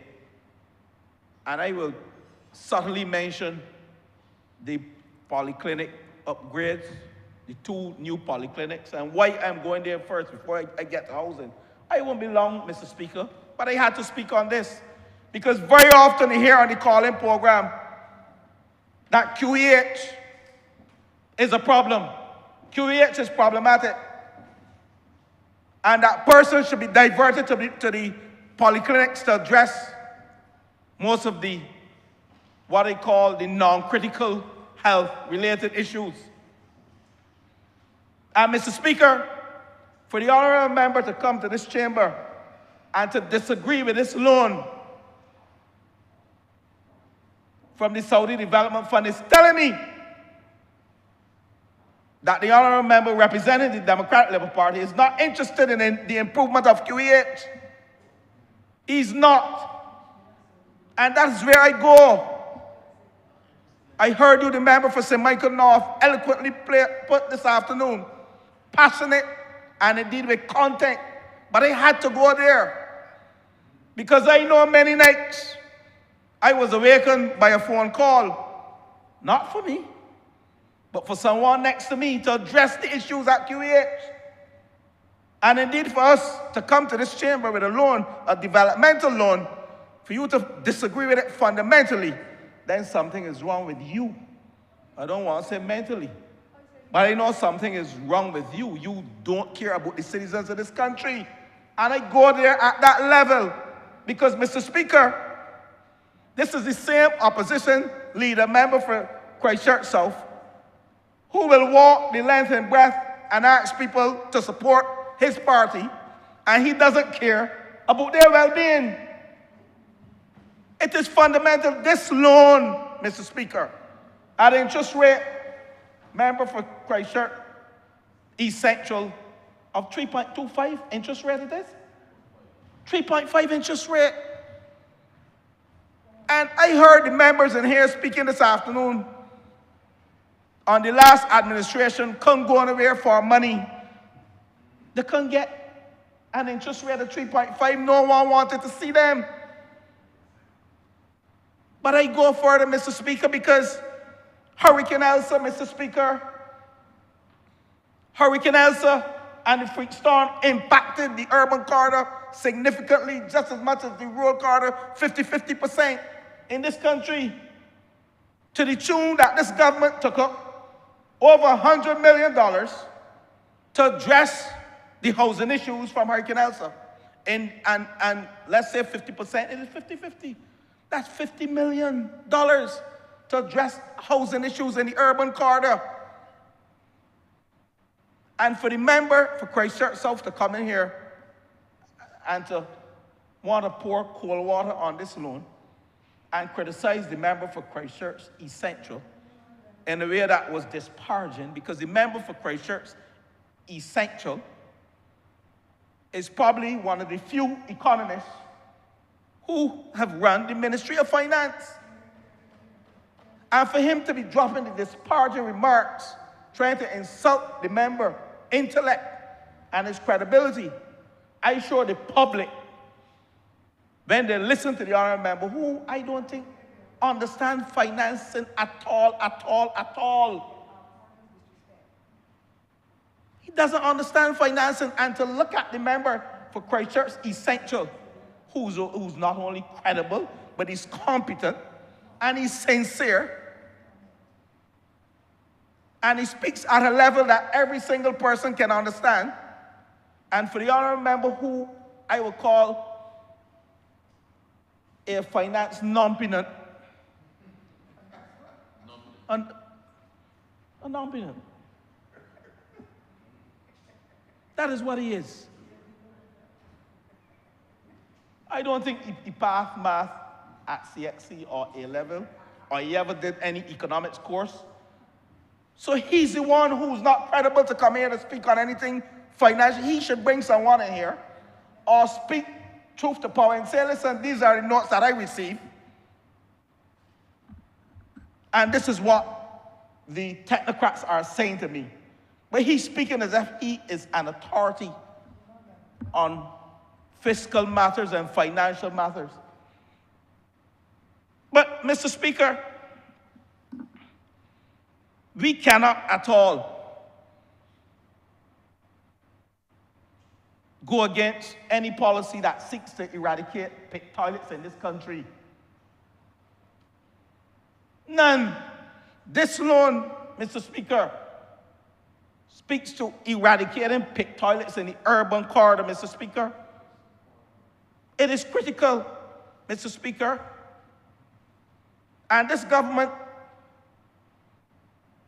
envisions the revitalization of the greater Bridgetown. And how can you do that without focusing on addressing the challenges of poor living conditions, the absence of sanitary facilities, and climate resilient homes? How can you do that? That is what this loan speaks to, Mr. Speaker. The strategy, Mr. Speaker, will reduce the amount of resources that like what we had to spend on Hurricane Elsa, that will be required for any recovery effort in the event of a disaster or some climate occurrence. That is what this loan is about. Building resilience. I heard the member for St. James South mention it. I had to speak this afternoon, Mr. Speaker, because the member for Christchurch South has no credibility at all in going in the urban corridor and asking anybody to join or support the Democratic Labour Party. He has indeed failed this afternoon. If there's one day he has failed, it's this afternoon, Mr. Speaker, by not supporting this developmental loan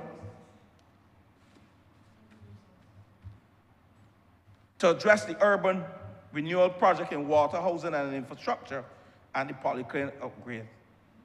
But, Mr. Speaker, you know, I am no finance guru, but I know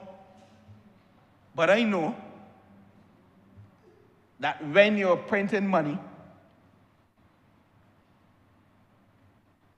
you can cause two things: inflation, for my little training, and the second thing, currency instability. Am I correct? Member for St. Michael South Central and member for Christchurch East Central? There are two things that can cause when you're printing money. These are the gurus in here. I can look to them and ask them the question. And the honorable member for Christchurch South should tell us what other strategy he has other than borrowing money. He wants to print money. He wants to interfere with the reserves. When we came to office, how much weeks we had? 4 weeks of import cover. Now we have 30 plus weeks of import cover. He wants to interfere with those, not knowing what is happening, the geopolitical issues that we are experiencing in the world. You want to interfere with our reserves?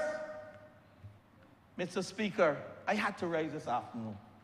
It's not like me to rise at 7 o'clock in a debate like this. But I rise to speak to my people, the boys on the block in Ellerton, who always ask about the debt profile and our national debt. And I would often say to them, it is less than what we came to office and found. And on top of that, Mr. Speaker, we went through COVID. I heard the member for Christchurch, for St. James South mention it. We bought buses, we bought sanitation trucks. You know, one of the most expensive aspects of building a home for poor people. Poor people build normal houses at $150,000. But to run electricity underground, member for Christchurch, you had a piece of this. It's not easy. You have to cut the road. You have to find special cables. It is not a cheap thing. And for poor people whose houses cost $150 and $150, $125, $150, $180, some $200,000, to then pick up over $60,000 to run electricity underground. Tell me who from Ellerton, St. George, Toronto Road, the back of Greens, French's, Wavell Avenue, the Ivy, in these poor areas, parish land, going to pick up $60,000 or $50 to run electricity underground. But this is part of a greater Bridgetown rehabilitation project, because you cannot talk about Bridgetown revitalization and don't address housing, the poor electricity. But Mr. Speaker, let me wrap up, but before I wrap up, let me tell you that the urban regeneration project is indeed alive. And while this funding would be for phase 1, the ministry that I saw have policy directive over, we have indeed started the work on Wellington Street, the member for the city who sits behind me, and also the Greenfield Rehabilitation Project. And Greenfield was part of the IDB project back then, member for St. Thomas. Greenfield was part of that. That the Dems, Allen View, and I heard the member for the city, he mentioned it. But we are now, as a ministry, seeking to address Greenfield rehabilitation that was supposed to be done on the last administration. And indeed, we are at the stage now of acquiring land, the entire land, and going in. That's why we built the quads at White Park Road, so we can bring persons into those quad units, those 16 quad units, and indeed begin the work in Greenfield. But fate would have it, we had a fire in Wellington Street. So now we have 2 regeneration projects on our hand. And persons came from Wellington Street to occupy the quads at White Park Road. We could not do anything different. So, Mr. Speaker, on both fronts, this loan, in addition with other capital funding, is seeking to address the rehabilitation and the regeneration of the Greater Bridgetown. I will not detain this House any longer, but to say that I support the loan agreements between the government of Barbados and the Saudi Fund for development purposes in respect of the urban renewal project and indeed the polyclinic upgrade that will see some improvement and some respectability help to assist the strain that is being placed on QEH. And with those words, Mr. Speaker, I'm obliged. Honourable Member for Christchurch East Central. Thank you so very much, Mr. Speaker. I want to thank my colleagues for their robust presentations to this debate. I will be brief, sir, as my colleagues have covered much of what was questioned by the Leader of the Opposition. However, there are a few points that I will want to just clarify because, you know, there's often, when they say that when you give a lie a head start, sir, it is, you can't catch it. The Leader of the Opposition intimated that the government was to build a hospital, sir, at Harrison Point. And the truth is, sir, I mean, the whole of Barbados knows and should be reminded that nothing was further from the truth, sir. The government had a very clear policy that, number one, that as far as possible, we were trying to prevent COVID from entering the main hospital and potentially compromising, sir, the delivery of health care at the QEH. And therefore, the government of Barbados embarked on renovating Harrison Point with all the bush and stuff that was there, you would recall, Mr. Speaker. And having engaged in that specific investment, sir, given the circumstances of COVID, we, as the international community's response to Barbados' plea for assistance, the European Investment Bank, sir, agreed that it would reimburse the government the expenditure that it had to take in order to finance the construction at Harrison Point, sir. And therefore, along with that specific activity, as well as other activities which, as you may recall, sir, the loan agreement was laid in this very parliament. It is available for the Leader of the Opposition to read, just like every other thing that comes before this parliament is freely available for the Leader of the Opposition to read. I know, sir, that if you were in a different place as a judicial officer, and someone came before you without even reading the charge sheet, sir, or whatever it is, I'm sure that you will have cause to hold them either in contempt or some other malpractice, sir, for just failing to do the basic duty, sir, of just reading documents before you get up and open your mouth, sir, to let it air. So for the benefit of the public, the government of Barbados never committed to building a hospital at Harrison Point.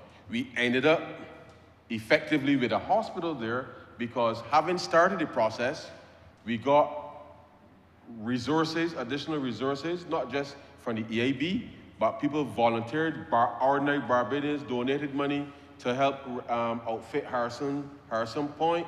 We got ventilators donated from all types of people, and we ended up with what was a hospital of sorts, but it was never intended that we were building a hospital, and certainly not from any loan from the European Investment Bank to build a hospital, sir.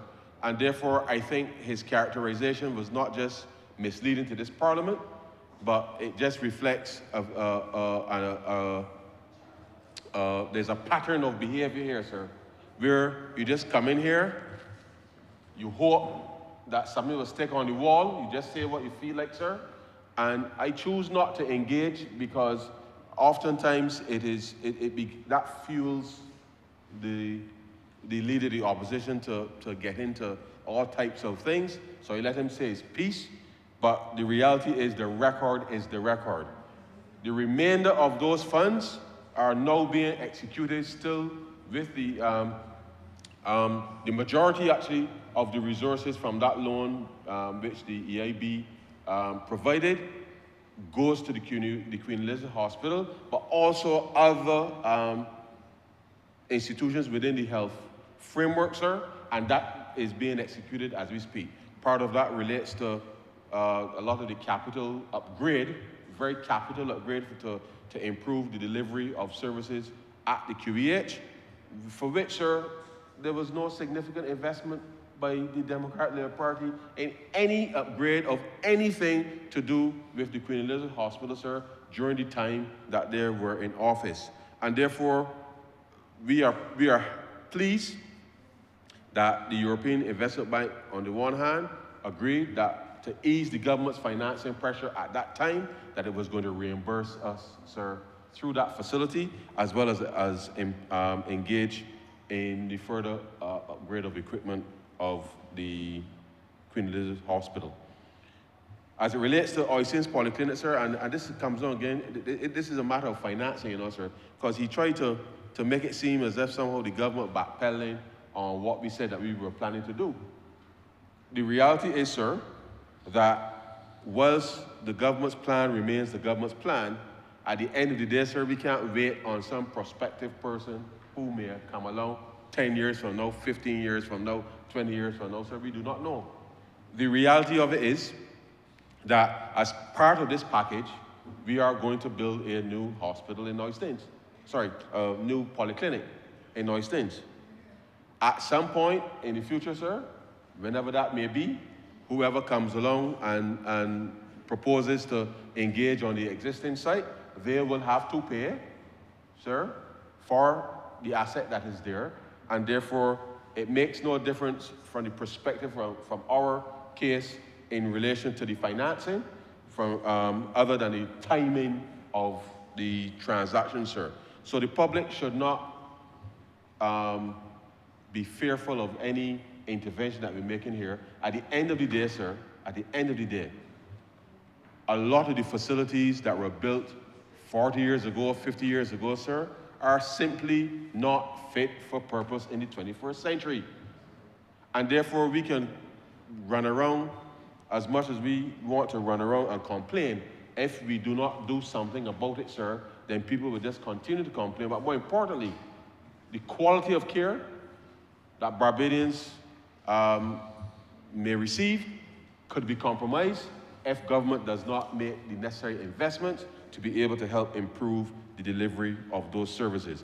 And the staff at all of the polyclinics every day, and I know that in recent times there were some issues with respect to security and the like in the space. People go to work every day, sir, to fulfill their duty, and I thank them for that. And part of what this government is seeking to do is to ensure that not just that their physical safety as it relates to the workers and patients are secure, but that they can do so, sir, in an environment that is not just conducive for the delivery of care, but actually caters to better staffing, accommodation, and the like, sir, given that we've been asking polyclinics to do more, open longer, and do a range of additional care services. And therefore, this is why this specific intervention is important to be able to address some of the long-standing issues that were there, that were raised.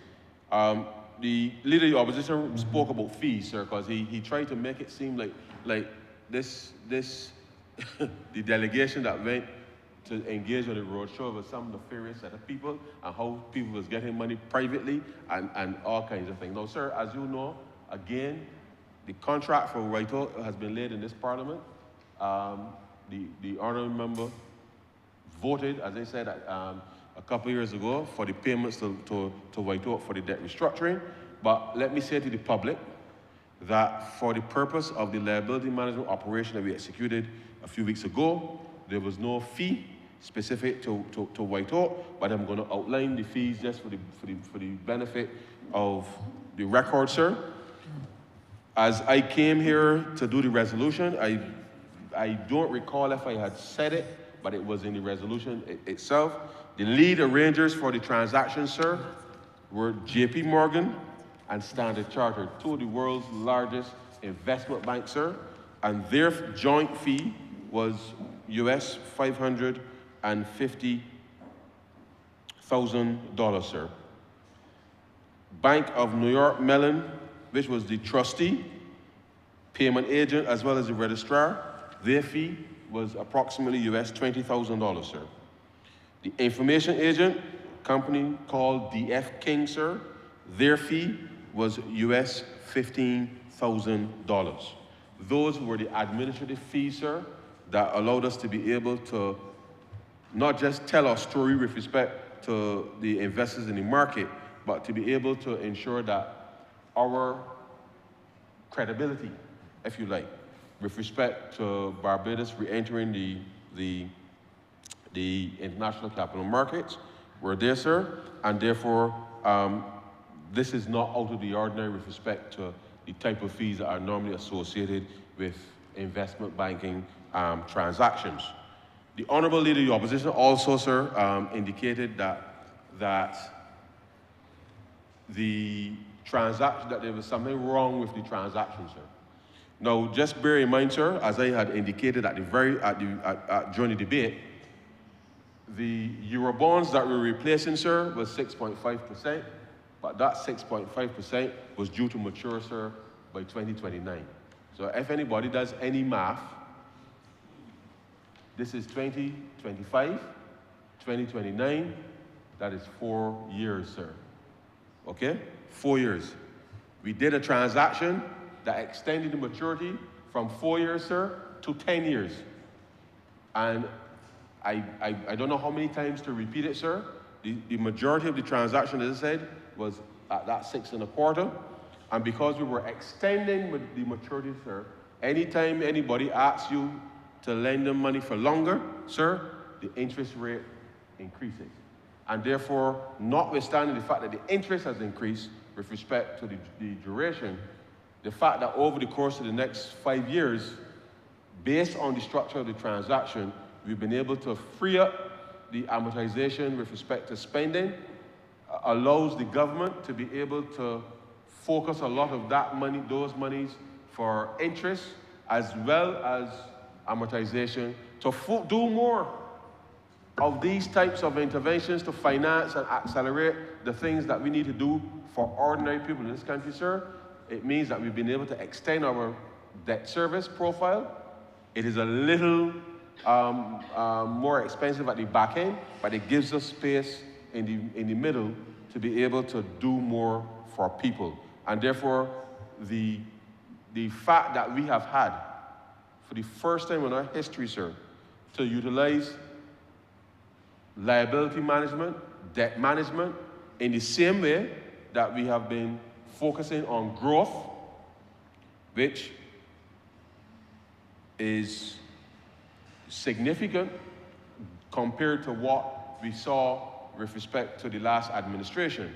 The economy is growing, sir, and as the economy grows, it means then that the revenue component of the fiscal situation grows, sir, and therefore we will continue to focus on how we're able to grow the economy, but by the same token, sir, utilize liability management or managing our debt as part of the toolkit for ensuring that we can better deliver for Barbadians. And so the government, sir, is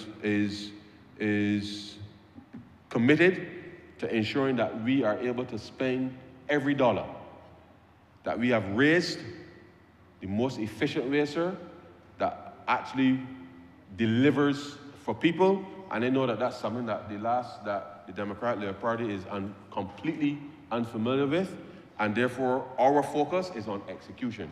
And so, sir, these two resolutions before this honourable chamber, I believe, will redound to the long-term benefit of this country, and therefore I am happy, sir, happy that for the support of honourable members, and I can simply say to the public that we will execute these as quickly as we can, given that we are constantly looking for fiscal space to free up for execution.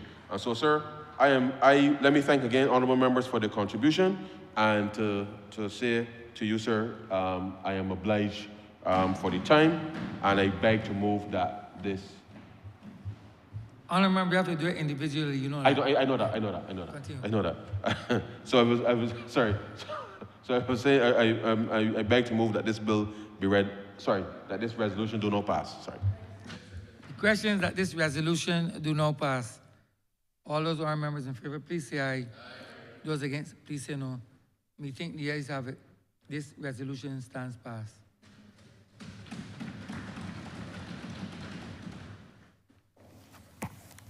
Mr. Speaker, order number 10, in the name of the Honourable Minister in the Ministry of Finance, to move the passing of a resolution to approve, in accordance with the provisions of the Special Loans Act, Cap 105, the borrowing by the Government of Barbados of the sum of approximately 117 million Barbados dollars from the Saudi Fund for Development on the terms and conditions contained in the loan agreement, the main provisions of which are set out in the schedule, and the proceeds of which will be used to finance the polyclinic upgrade and refurbishment of primary healthcare system project phase 1. Honourable Member Christchurch East Central. Mr. Speaker, I beg to move that this resolution do not pass. The question is that this resolution do not pass. All those honourable members in favour, please say aye. Those against, please say no. Methinks the ayes have it. This resolution stands passed. Honourable Leader of Government Business. Thank you. Mr. Speaker, with that, we've come to the end of today's sitting. I therefore beg to move the adjournment of the House until Tuesday, the 29th of July at 10 a.m. The question is that this honourable chamber be adjourned until Tuesday, the 29th day of July at 10 a.m. in the forenoon. All those honourable members in favour, please say aye. Those against, please say no. We think the ayes have it. This honourable chamber stands adjourned until Tuesday, the 29th day of July at 10 a.m. in the forenoon.